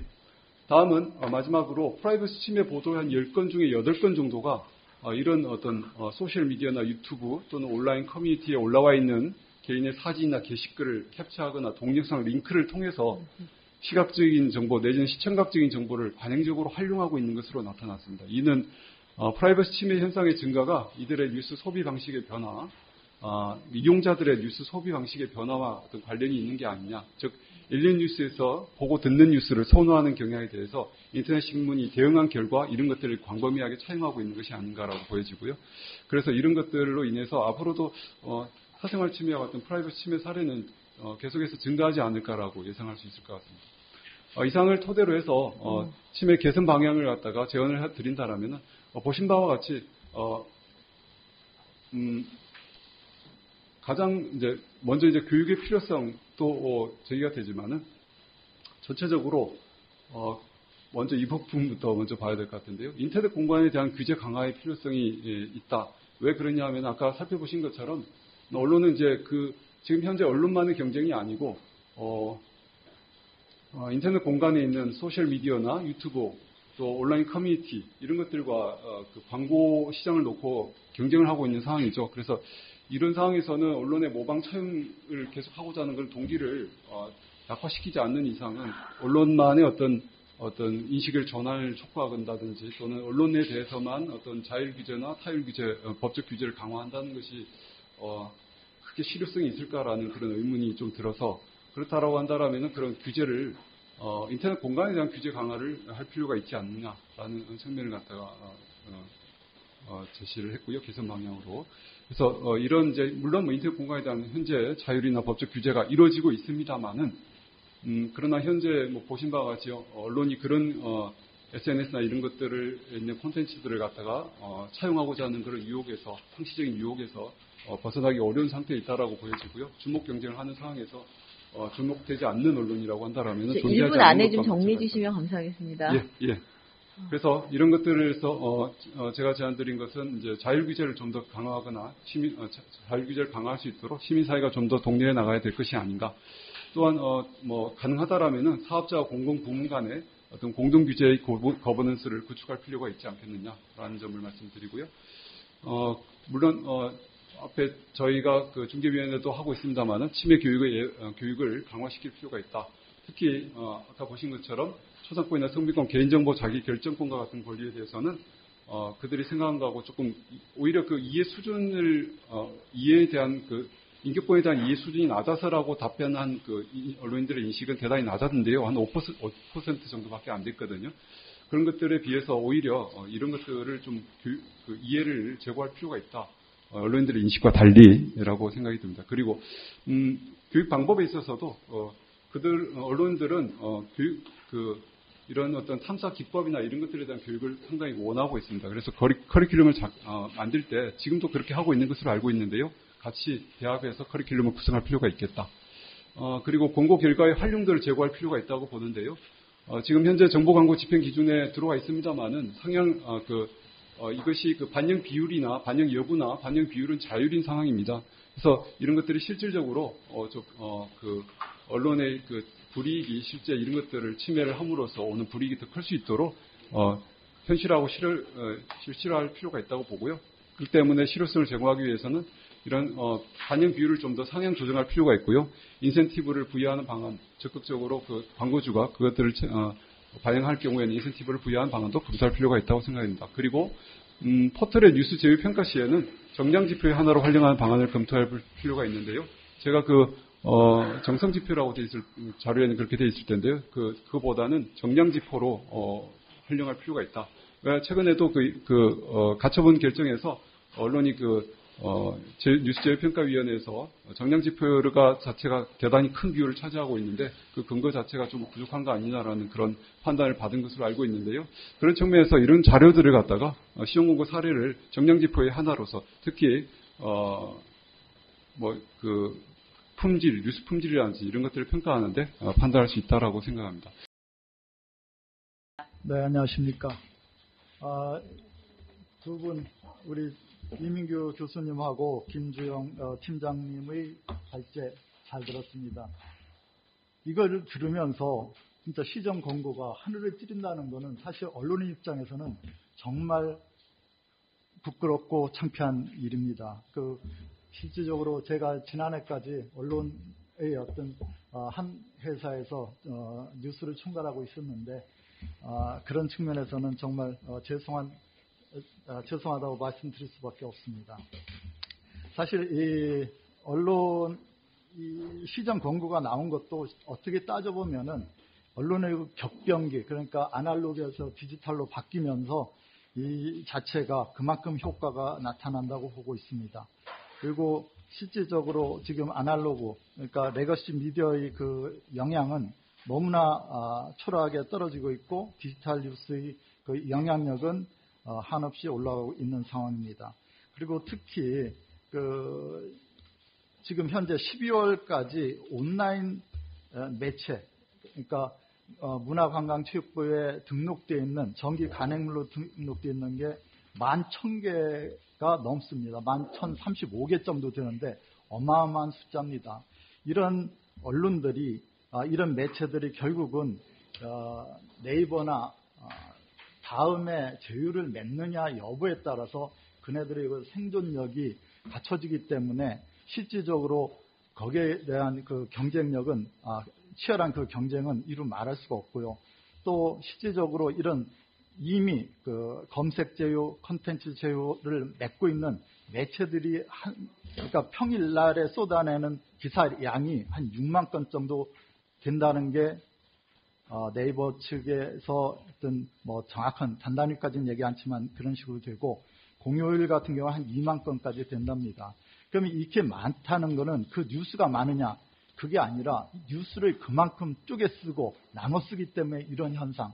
그러면 이 많은 뉴스들 중에서 실질적으로 자기 뉴스가 돋보이게 하려고 한다면은 앞에서 발제서 이미 나왔지만은 나름대로 품질로서의 경쟁이 아니라 돋보이고 뭔가 보여주기 위해서 선정적 흥미 위조 이런 식으로 가다 보니까 실제 표현 자체에 있어서 가장 큰 프라이버시 침해가 나타나고 있다고 저는 생각합니다.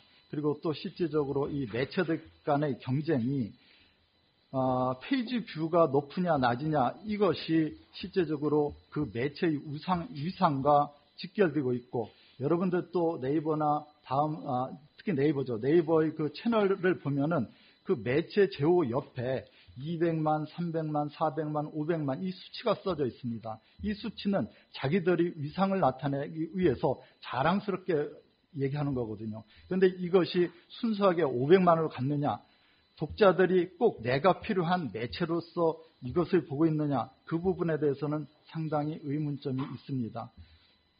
그리고 지금 여기 시정 광고가 많은 시정 광고가 매체들에게 통보되고 있는데, 어찌 보면은 제가 혹시 이 자료를 갖고 계시다면은 그 3페이지에 그 브라인드 처리한 게 있습니다. 이 기사인데, 이것이 제목은 절실함이 없네 판결문에 드러난, 이게 조재범이라는 피겨스케이팅 그 코치 얘기인데 성범죄 유죄 정황입니다.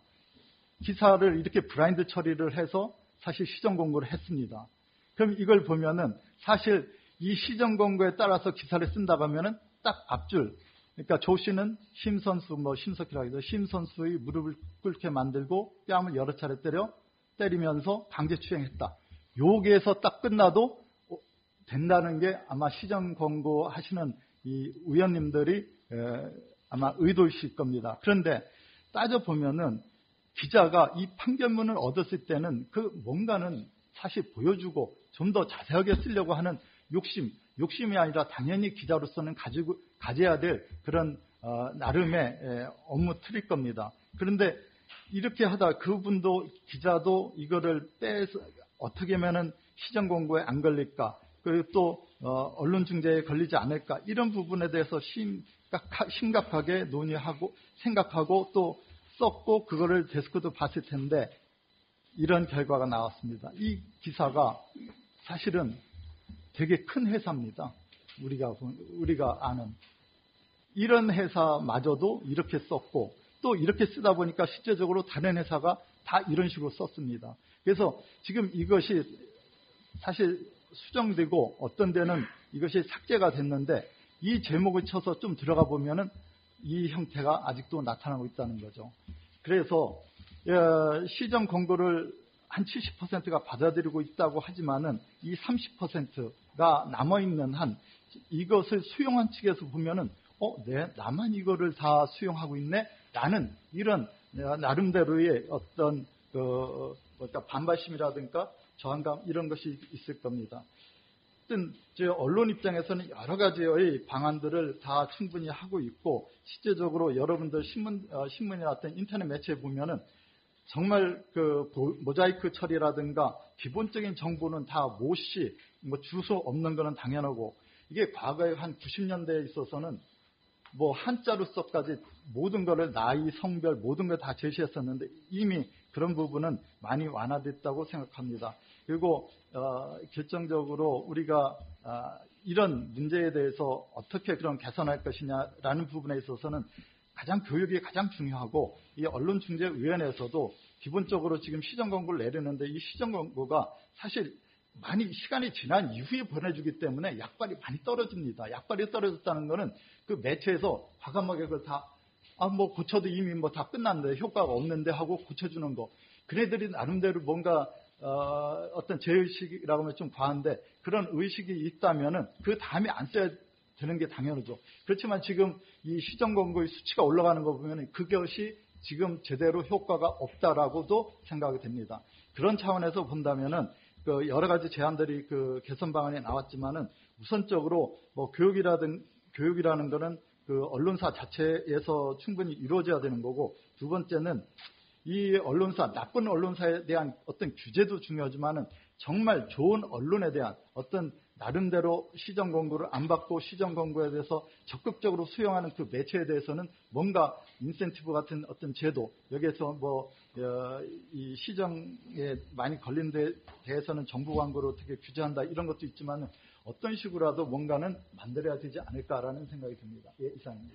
네, 감사합니다. 네, 미디어 환경 변화에 대한 말씀을 좀 해주셨고, 그 좋은 언론에 대한 인센티브. 왕미양 변호사이고 지금 시정공고 소위원회에서 소위원으로 활동하면서도 여러 가지 많이 배우고 있는데 오늘 그 자료에서 두 분께서 발제해 주신 그 자료를 보고 또 많이 새롭게 많은 걸 느끼고 이해하는 시간이었습니다. 학문적으로는 한 번도 이런 언론에 대해서 관심 갖고 뭐 연구해 본 경험이 없었는데 아마 이번 그 자료 발제된 자료들을 통해서 새로 저의 역량이 올라가는 기회가 돼서 영광입니다. 아무튼 오늘 이 주제를 가지고 고생해 주신 이민규 교수님, 김중 팀장님께 감사의 말씀 드리고요.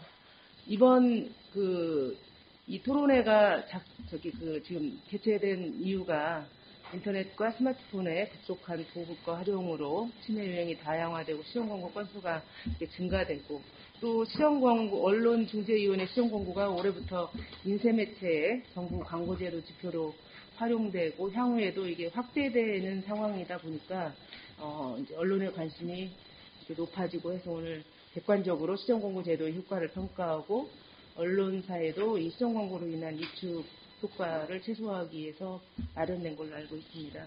그래서 김주용 팀장님은 제가 그거 보고 많이 배웠다고 말씀드렸는데 개인적 법익 가운데 프라이버시 침해가 침해되는 사례 대표적으로 188건을 선정해서 침해 보도의 저널리즘적 특성 5가지를 분석하고 또 언론에 의한 프라이버시 침해 행위를 침해 법익별로 인적 특성별로 다양하게 분석해서 수작성을 주셨습니다. 그리고 개선 방안도 한 5가지 이렇게 많이 주셨는데 이런 자료가 이런 연구가 우리 향후 언론중재위원회의 발전에 크게 기여할 내용이라고 생각이 되고 제가 더 그거에 대해서 의견 제시를 비전문가인 입장에서는 할 수 없었고 오늘 저는 이 자리에서 이민규 교수님께서 시정공고 대상자 7명의 언론사 관계자들을 심층 인터뷰하는 수고를 통해서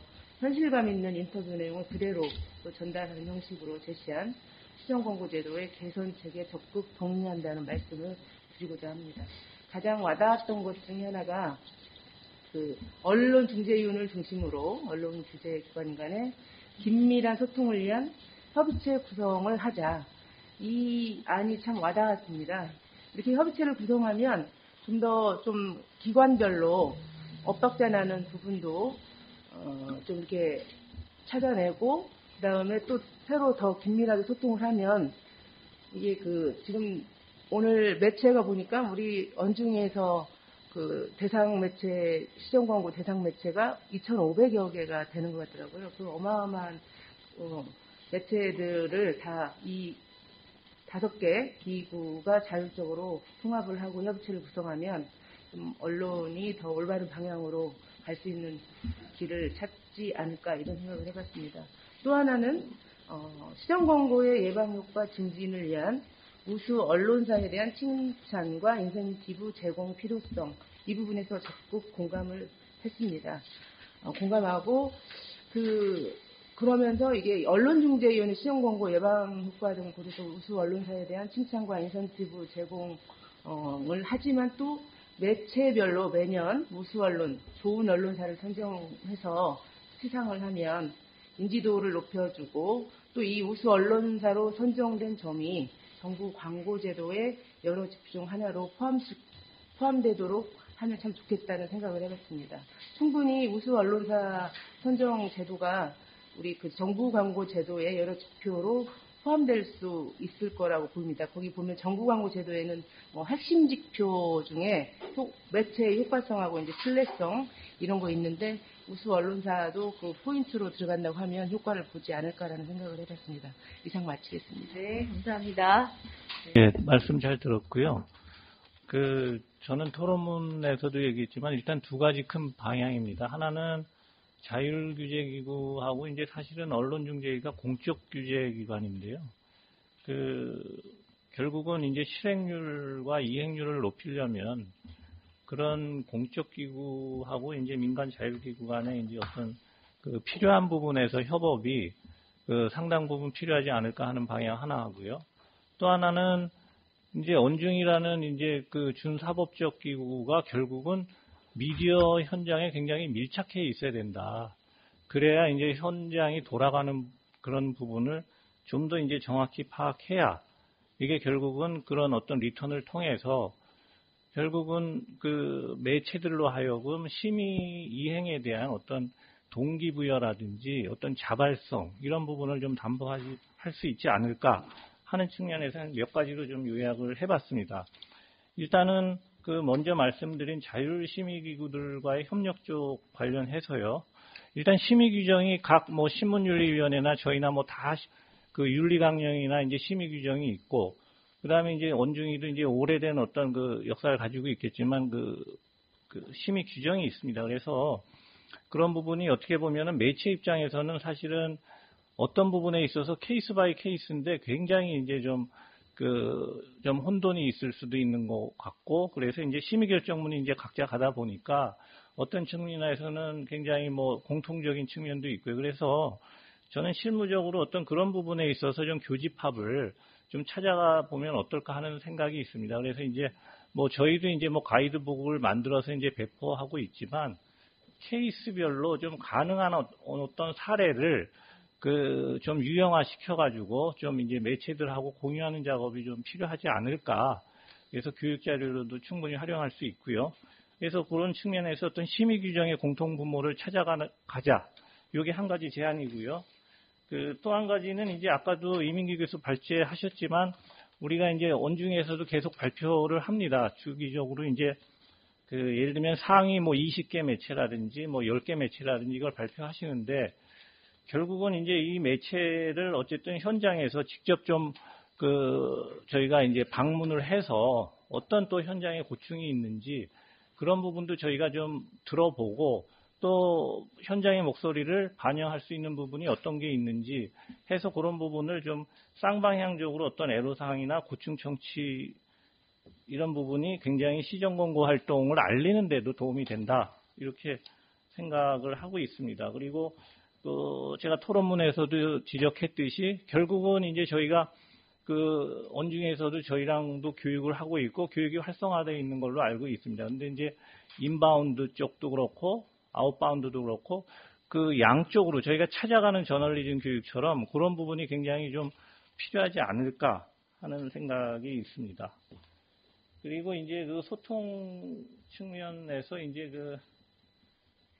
저희가 살펴보면 아까 심의 규정 관련해서 이제 기사형 광고 같은 경우에 지금 전체 포션이 이제 한 3위 정도의 랭크가 되어 있습니다. 그만큼 이제 기사형 광고나 이제 이런 부분이 뜨거운 감자인데요. 사실은 이제 뉴스제휴평가위원회에서도 활동을 해보면 이게 홍보성인지 또 광고성인지 그런 구분이 사실은 규정 짓기가 매우 애매하다. 현장에서요. 그래서 이제 그런 부분도 있고요. 뭐 대가성 여부라든지 판단하는 것도 사실은 쉽지가 않고 그래서 저는 이제 그런 부분에 있어서 저희가 기사형 광고 같은 경우에 사실은 매체 입장에서는 사실 먹고 사는 문제랑도 사실은 관련이 없을 수 없다고 보기 때문에 이런 부분은 저희가 이제 규제 일변도 관점에서 보기보다는 기사형 광고 관련해가지고는 이제 매체 쪽의 목소리를 좀 저희가 어떤 경로를 통해서 같이 어떤 포커스 그룹 인터뷰도 좋고요. 어떤 협의체도 그렇고 매체 목소리를 좀 저희가 좀 들어볼 필요가 있다. 예를 들면 자동차 시승기라든지 이런 거는 지금 저희가 전혀 터치를 안 하지 않습니까? 하면서도 이제 화장품 광고 같은 경우는 이제 잡고 있는데 저희 같은 경우에 이제 심의할 때는 그게 어떤 홍보성 기사래도 이게 어떤 이용자 입장에서 어떤 계기성이 있고 그다음에 정보성이 있다고 판단하면 그건 저희는 일정 기간 동안 유예를 합니다. 그래서 이제 그런 측면에서 저희가 어떤 유연성을 좀 확보해 나가는 노력도 필요하지 않을까 하는 부분이 생각이 났고요. 그래서 이제 기사형 광고 같은 경우에 저희가 좀 이런 부분에 있어서 매체 쪽 목소리 의견을 좀 많이 반영하면 결국은 규제의 어떤 합리성, 실천성, 자발성을 좀 제고시킬 수 있는데 도움이 되지 않을까 하는 생각을 가지고 있습니다. 그리고 또 하나는 아까도 좀 말씀을 해주셨는데요. 저희가 이제 그 정부 광고 핵심 사회적 핵심 지표죠. 사회적 책임 지표에 이제 그 올해부터는 시정 공고 활동이라든지 그다음에 신윤희의 어떤 심의 결과가 이제 그 핵심 지표에 반영이 되고요. 내년부터는 이제 저희 인터넷신문위원회의 어떤 심의 결과가 반영이 됩니다. 그래서 이제 이런 부분은 좀 종합적으로 사실은 그 매체들로 하여금 알려주고 홍보하는 게 굉장히 도움이 되지 않을까. 아까 인센티브 말씀하셨는데요. 저희가 어떤 특별 개별 매체에 대해서 어떤 그 인센티브보다는 이런 어떤 총괄적인 측면에서 포괄적으로 저희가 홍보 활동을 좀 그 공동으로 전개하는 것이 어떨까 하는 생각이 듭니다. 그리고 그 마지막으로는 저희 심의 유관 기관들끼리 어떤 그 제가 말씀드렸다시피 인적 교류 활성화 측면에서 어떤 상호 추천제 이런 것도 굉장히 시범적으로 한번 도입해 보면 어떨까. 저희도 이제 심의위원 어떤 시스템이 있고 원중이도 굉장히 많은 풀을 가지고 있기 때문에 어떤 심의 노하우라든지 노웨어를 잘 알고 있는 심의위원들 간의 어떤 그 상호 추천제를 통해서 어떤 교류의 폭을 또 넓혀가는 것도 필요하지 않을까 하는 생각입니다. 예, 이상입니다. 네. 반갑습니다. 장철준이라고 합니다. 예, 이렇게 귀한 자리에 불러주셔서 참 감사드립니다. 여러 좋은 말씀 너무 많이 들어가지고 제가 뭐 이렇게 중복되는 말씀은 피해서 드리도록 하겠습니다.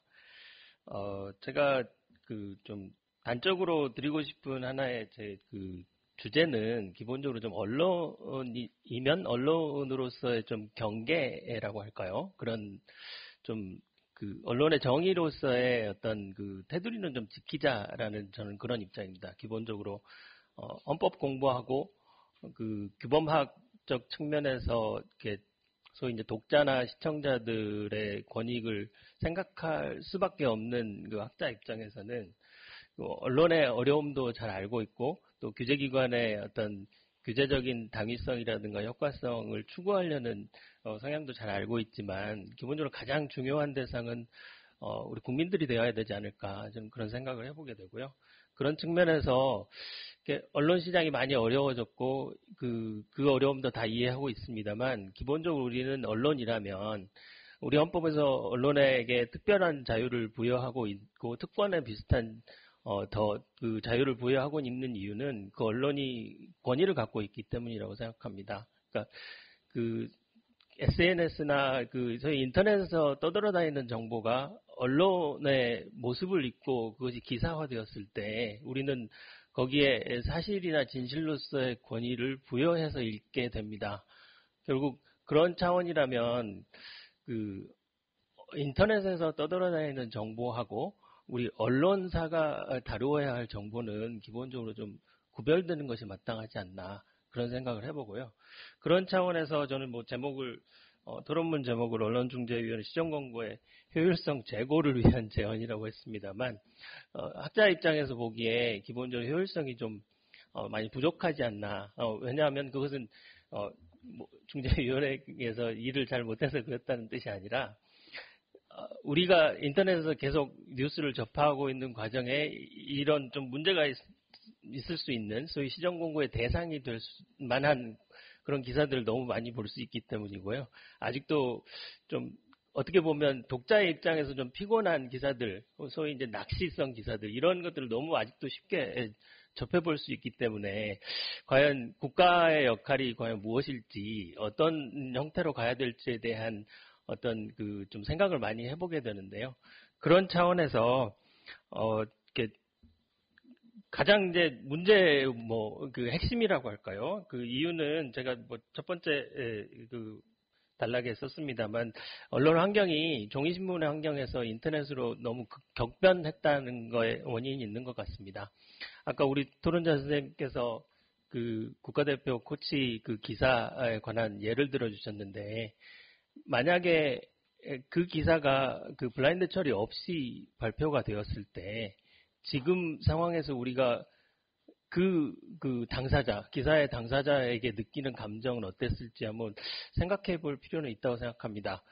제가 알기로는 그 이후에 좀 다른 사실이 밝혀졌고, 우리가 그 생각하지 못했던 그런 일들이 벌어졌다고 본다면 만약에 그 블라인드 없이 그 기사가 나왔을 때 그 당사자가 받았던 권리 침해나 인격권 침해는 어떻게 우리가 보상해 주어야 할지, 국가가 어떤 사후 조치를 해야 될지는 좀 심각한 문제가 될 수도 있었다고 생각하고요. 언론의 그런 좀 적극적인 역할이나 그 욕심은 잘 알고 있겠습니다만, 기본적으로 언론은 그 어떤 언론으로서의 특권으로서 받는 그 지위에 합당한 역할과 책임은 분명히 필요하다. 그런 차원에서 시정 권고가 조금 더 좀 그 효율성을 제고하는 방향으로 나갔으면 좋겠다라는 생각인데요. 그것을 위해서는 기본적으로 이 그 시정 권고의 어떤 그 결과가 어떤 사후적인 조치로 이어져야 된다고 생각하고요.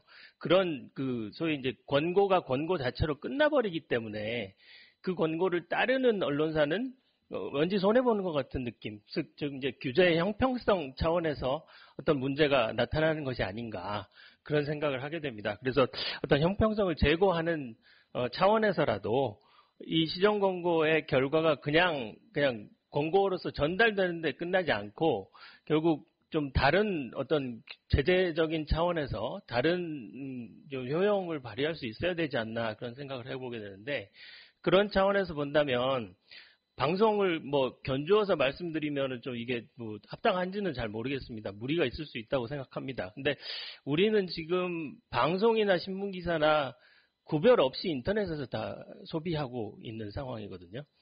그런 차원이라면 방송은 방송심의위원회를 비롯해서 심의 결과에 굉장히 큰 영향을 많이 받는 걸로 알고 있습니다.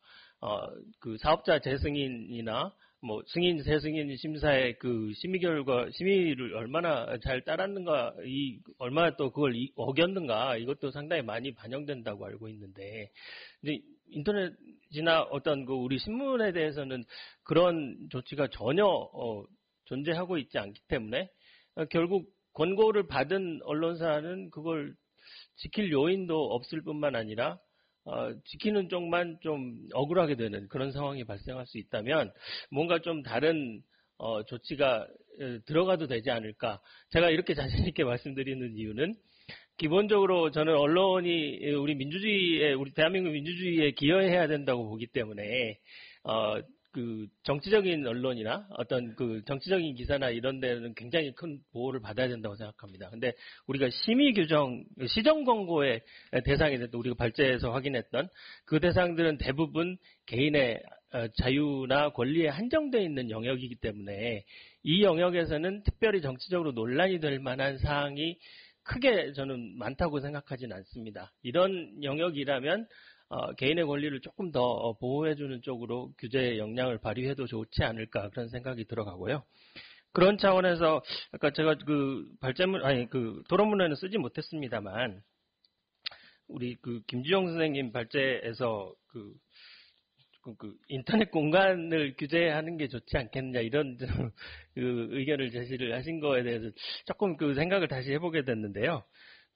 결국 제가 그 종이신문 시대에 타블로이드에 대해서 그렇게 우리가 걱정하지 않았던 것은 그것이 전체 언론에 큰 영향을 주지 못하는 환경이었기 때문에 사람들이 아무리 많이 보더라도 그것은 소비 영역이 한정되어 있었기 때문에 영향이 미미했다라고 본다면 우리가 그 인터넷에서 뉴스를 소비하는 그 경쟁자를 그 인터넷 어떤 그 언론하고 언론이 아닌 그 비언론 인터넷에서의 비언론하고 같은 선상에서 언론을 경쟁자로 놓는 것이 과연 합당한지에 대해서는 조금 저는 의문이거든요. 그러니까 인터넷은 소위 이제 인터넷에서 놀 사람들 놀이공간이라고 본다면 그것을 적어도 언론의 외피로 언론의 플랫폼으로 옮기지는 말아야 된다. 저는 그렇게 생각하고 왜냐하면 이게 위험한 이유는 결국 언론의 권위를 얻어서 이게 정치적으로 악용될 수 있다라는 그 영향력 때문인데 그런 것을 생각한다면 우리가 인터넷은 그냥 인터넷으로 놔두고 단지 이제 언론으로 그 언론의 규제를 집중해야 될 것이라고 맞기는 한데 그렇게 생각을 하는데 문제는 이제 많이 어려우시다는 거죠. 인터넷 언론을 하시는 현업에서 많이 어려움을 토로하시기 때문에 그렇다면 그러니까 이것을 인터넷 규제 쪽으로 규제를 확대하는 방향으로 가는 것이 옳으냐? 저는 그것은 아니라고 보고요. 결국 그 언론에서 어려움을 느끼신다면 인터넷 쪽으로 이렇게 자연스럽게 유도하는 것도 그런 방향으로 이렇게 가게 하는 것이 규제를 풀어주는 동시에 인터넷에서는 그 좀 더 자유를 주는 쪽으로 경쟁이 어렵다면 그런 쪽으로 나아가는 그 조치를 취하는 게 조금 맞지 않느냐 그런 생각을 갖고 있고요. 자세한 사항은 토론물 조금 확인해 주시면 감사하겠습니다. 이상 마치겠습니다. 언론중재위원회 정기기구에서 중재위원을 맡고 있는 김철훈이라고 합니다. 일단은 그 시간이 짧으니까 그 발표자들의 발표에 대해서는 긍정적으로 받아들이고 있습니다. 제가 말씀드리고 싶은 거는 장철준 교수님께서 그 코멘트하신 부분에 대해서 전적으로 찬성합니다. 그런데 제가 판단하는 것은 우리 언론계가 악화와 양화, 너무 단정적인지는 모르겠으나 악화와 양화가 있다면 지금 악화가 양화를 구축하고 있는 상황이라는 소리를 많이 하고 있습니다. 그런데 문제는 악화가 계속해서 지속적인 언론 활동을 하고 할 수 있는 그런 상황이라고 보고 있거든요. 근데 이게 시정 권고가 그 악화가 브레이크를 걸고 이렇게 하면 안 되겠구나 라는 식의 어떤 그런 역할을 해야 되는데, 근데 이제 장철준 교수님께서 말씀하신 부분은 그 언론의 자유와 묶여버리면 그게 굉장히 민감하고 이래서 섣불리 법을 만들거나 이런 상황인데, 제가 지금 생각하고 있는 거는 우리나라 정부가 정보에 대해서 정보 1.0, 2.0, 3.0까지 왔거든요. 그런 상황에서 게다가 지금 현재에서 가장 중요하게 그것을 떠오르고 있는 건 미디어 리터러시입니다. 독자를 위한 미디어 리터러시.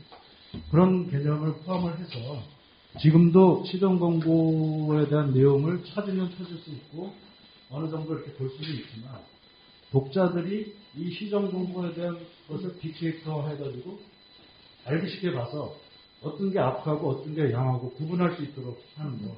이거는 법률도 필요 없고 지금 있는 상황에서 데이터를 가지고 그런 식으로 서비스하면 되는 문제거든요. 그런 부분이 필요하지 않을까 저는 개인적으로 그렇게 생각합니다. 그리고 두 번째는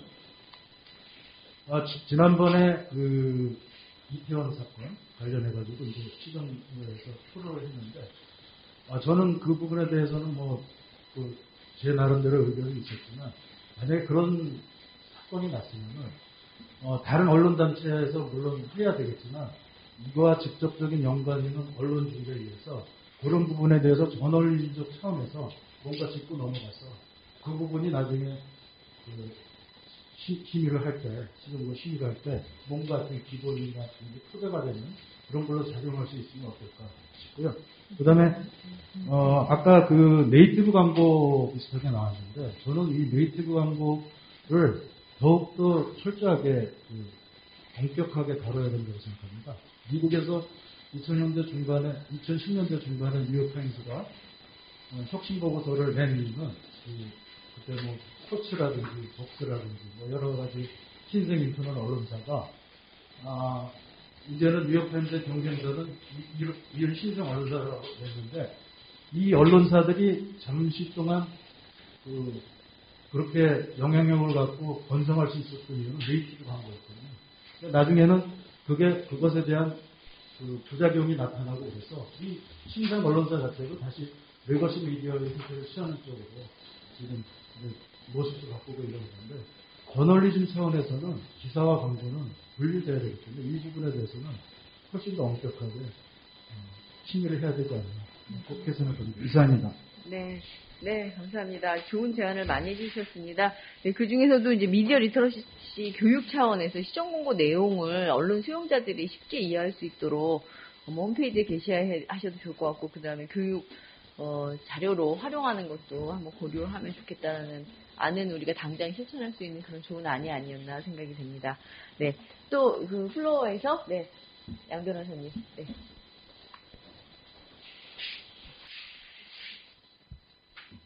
그 질문 두 가지 하고 의견 하나 말씀드립니다. 저는 현재 심의실장 맡고 있는 양재규라고 하고요. 먼저 질문은 장세찬 사무처장님 토론문에서 보니까 인터넷신문위원회 경우에 상근 심의실장이 매주 한 차례씩 현장을 방문한다. 그래서 시정국 인터넷신문위원회에서 하고 있는 어떤 심의 활동에 대해서 관련해서 아마 방문하시는 것 같은데 실제 어떻게 방문하고 방문해서 어떤 활동을 하시는지 좀 더 구체적으로 설명을 듣고 싶었습니다. 그리고 박홍기 전 회장님 발제문에서 이제 시정공고의 예방 효과가 의무시된다는 이유로 시정공고 건수가 줄지 않는다는 걸 근거로 드셨는데 시정공고 건수가 줄지 않고 늘어난다는 것은 시정공고 효과의 의문을 제기하는 이유도 될 수 있지만 다른 요인도 많이 있을 것 같거든요. 예를 들면 매체 숫자가 늘고 있고 그 매체들의 어떤 저널리즘의 질이 하락되기 때문에 건수가 느는 거지 시정공고 효과가 없어서 꼭 는다고 볼 수 있는 건가, 이 부분에 대한 좀 질문을 드리고 싶습니다. 그리고 마지막으로 제 개인적인 의견은 오늘 토론회에서 많이 들었던 얘기 중에 하나가 인센티브라는 얘기인데요. 시정공고를 받지 않은 언론사에 대해서 채찍질만 하지 말고 뭔가 당근이 필요하다. 근데 시정공고를 안 받았다고 해서 어떻게 이제 어떤 인센티브를 줄 수 있을까라는 게 사실 잘 안 떠오르거든요. 그래서 토론회 들으면서 생각을 해봤는데 만약에 시정공고를 받았으면 건수가 지금 감점 요인으로 작용을 하고 있고 내년엔 더 그 범위가 확대되는 건데 만약에 시정공고를 받은 언론사에서 그걸 수용하면 감점에서 다시 감점이 이렇게 회복되는 형태가 되면은 좀 인센티브가 되지 않을까라는 생각이 문득 들었거든요. 그래서 혹시 만약 이것이 이제 제도적으로 지금 되어 있지는 않은 것 같은데 이렇게 하는 것은 어떨지 우리 이민규 교수님이나 다른 분께서 한번 말씀해 주셔도 좋지 않을까 싶습니다. 이건 제 개인적인 그냥. 네네, 감사합니다. 네. 저희가 이제 방문하는 건요, 이런 겁니다. 그러니까 저희도 이제 매체별로 이제 강령에 따라서 이제 심의를 하다 보면 위반 건수가 많이 누적이 되거나 특별히 좀 이런 부분은 저희가 시정이 잘 안 되고 있다 하면 저희가 이제 저희 내부적으로 이제 그거를 저희가 픽을 하죠. 그래서 매체 방문을 해서 그렇게 하는 경우가 있고, 하나는 이제 외부에서 또 문의가 오는 경우도 있습니다. 우리한테 좀 이런 부분에 있어서 좀 교육을 좀 시켜달라는 그것도 있고, 그래서 이제 저희가 이제 그런 부분을 이제 해서 이제 방문을 하게 되면 거기에 이제 관련해서 편집국장이라든지 이제 데스크라든지 이렇게 해서 또 언론사 인터넷 매체는 좀 소규모가 있는 데도 있으니까요. 대표가 이제 편집국장을 같이 겸하는 경우도 있으니까 같이 만나서 현장에서 우리가 이제 소위 말해서 원클릭 이제 서비스처럼 해서 저희가 이제 심의 클리닉이라는 이름으로 해서 저희가 이제 심의 활동을 좀 알려주고 현장에서의 어떤 애로사항도 좀 들으면 저희가 향후에 이제 심의를 할 때 또 현장의 목소리도 또 반영할 수 있으니까요. 그런 측면에서 이제 그런 활동을 전개를 하고 있습니다. 물론 이제 워낙 이제 매체도 많으니까 그거를 저희가 일주일에 몇 번씩 할 수는 물리적으로 없는 거고요. 지역별로 좀 나눈다면 어느 한 지역의 매체가 좀 이렇게 모여 있으면 한 매체를 방문하면서 이제 다른 인근에 있는 매체도 같이 이제 좀 미리 조율을 해서 가서 꼭 거기서 이슈가 있어서 방문하기보다는 그거 자체가 어떻게 보면 소통의 접점을 넓혀가는 거기도 하고요. 그러니까 그런 점에서는 굉장히 좀 양방향 커뮤니케이션이라는 측면에서는 굉장히 좀 유익한 측면이 있는 것 같습니다. 네. 예. 네. 다음은 박홍기 회장님께. 우리 심의 실장님 하여튼 질문. 우리가 이 수치가 늘어나는 거는 물론 매체가 늘어나기 때문에 수치 늘어나는 거 맞습니다. 그 일면 충분히 생각할 수 있고요.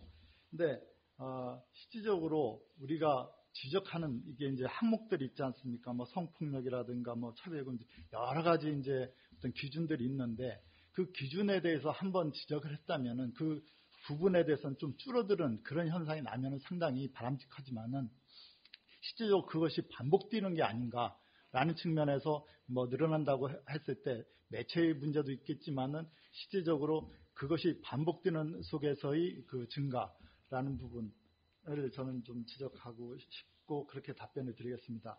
여기에 따라서 제가 하나 아까 이 토론하면서 제가 강조하지 못했던 부분이 실질적으로 그 현장에 그러니까 언론사에 이 시정 권고가 내려왔을 때 이게 등기로 내려오지 않습니까? 그러면 사장이 받습니다. 사장이 받으면 사장이 이거를 검토할 리가 없거든요.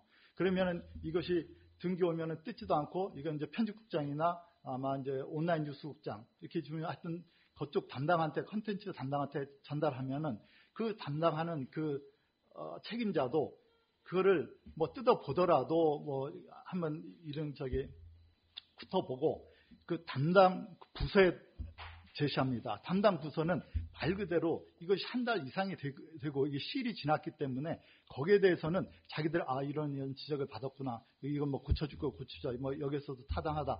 이렇게 할 수가 대체로 받아들이는 걸로 제가 알고 있습니다. 그러나 우리가 중재안 이게 이제 다툼이 있는 거는 팩트의 싸움이기 때문에 거기에 대해서는 서로 잘 물러나질 않죠. 그러나 이거는 표현의 문제이기 때문에 이 표현이나 사진 이런 부분은 과감하게 바꿔주거든요. 그런 면에 있어서는 좀 이것을 빨리 물론 여기에서 뭐 예산이나 인력이나 시간 이런 것이 다 걸려 있겠지만은 인터넷 이것이 등기 오는 것도 좋지만은 그 동시에 인터넷으로 온라인으로 쏴준다면은 온라인은 공유할 수가 있지 않습니까?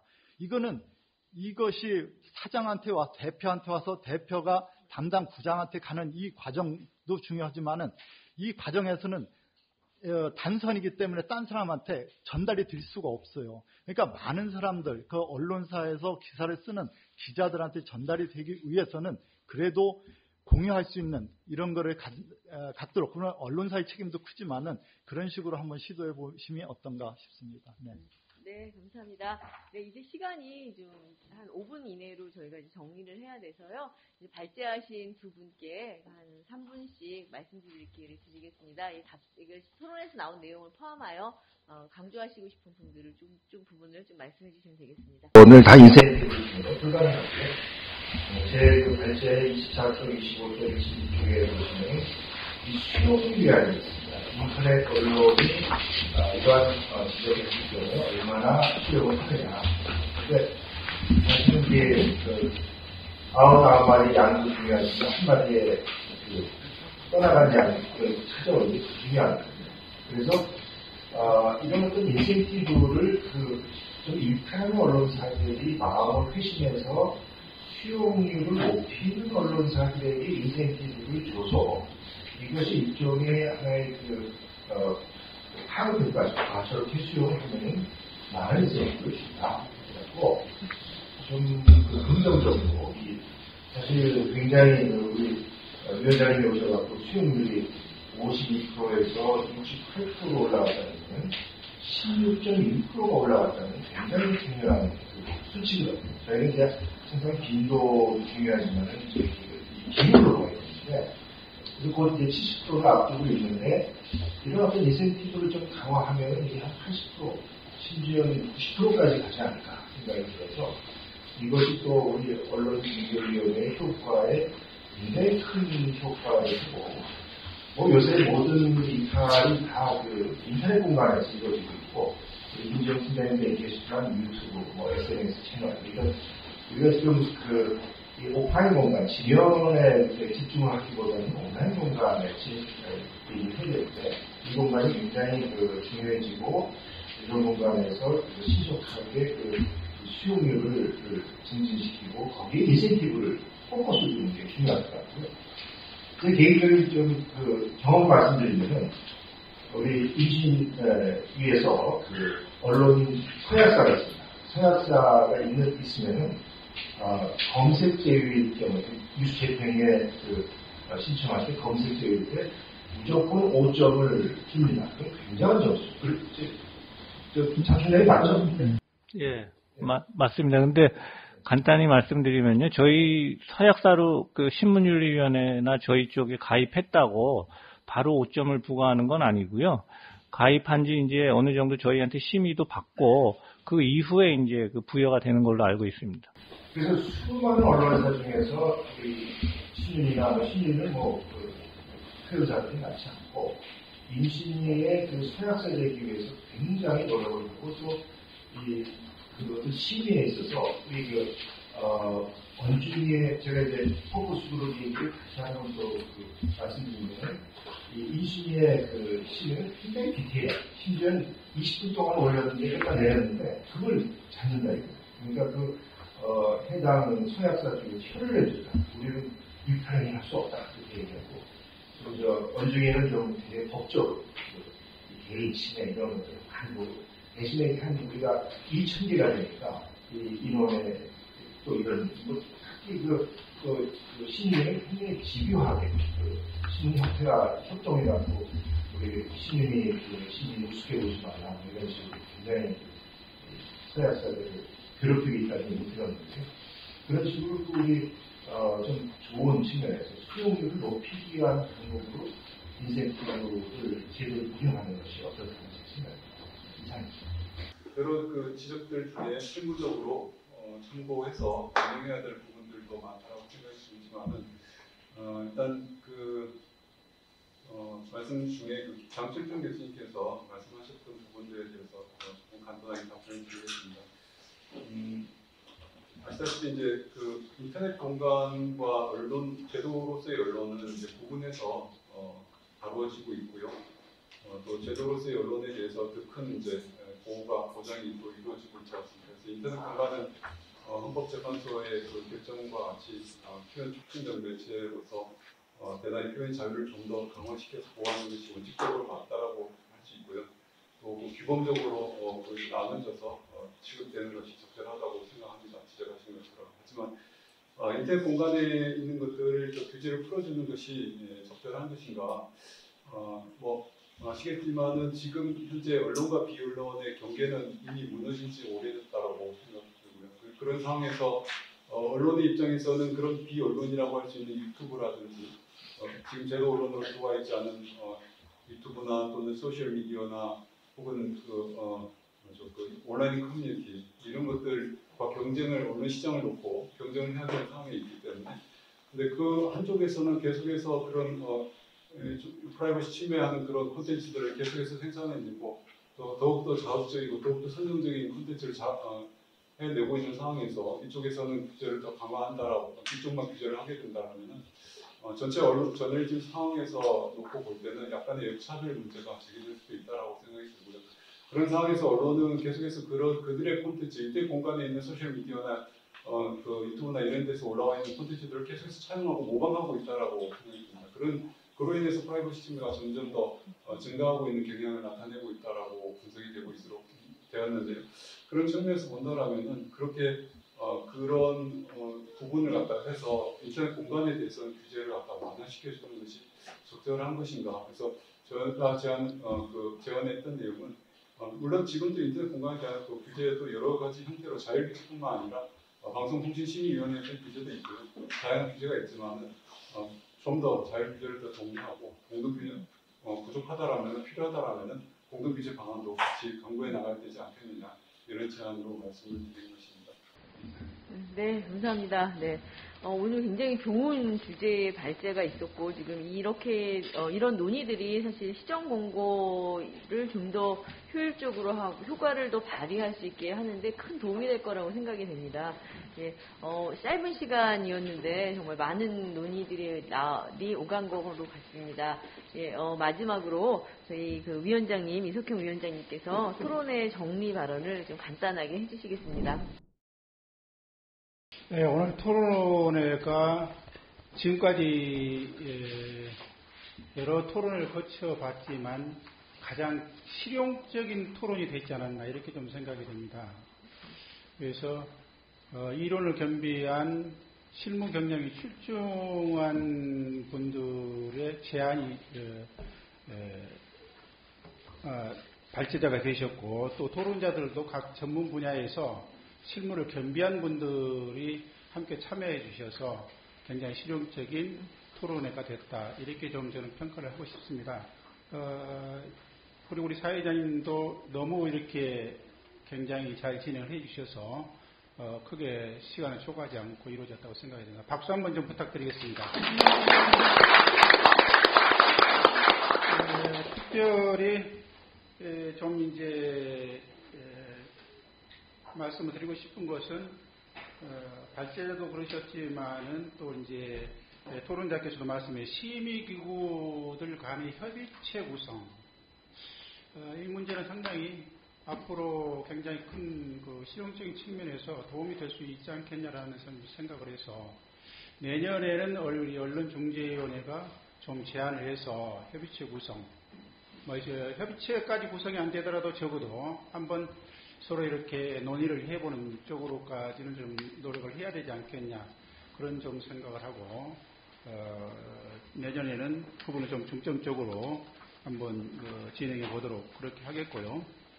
또 결정문에 서면 통지를 하다 보니까 자꾸 이렇게 늦어지고 이렇게 하는 문제점도 약간 인터넷상으로 그런 결정을 조금 신속하게 전달하는 방법은 없을런지 그 부분도 좀 고민을 해보고자 합니다.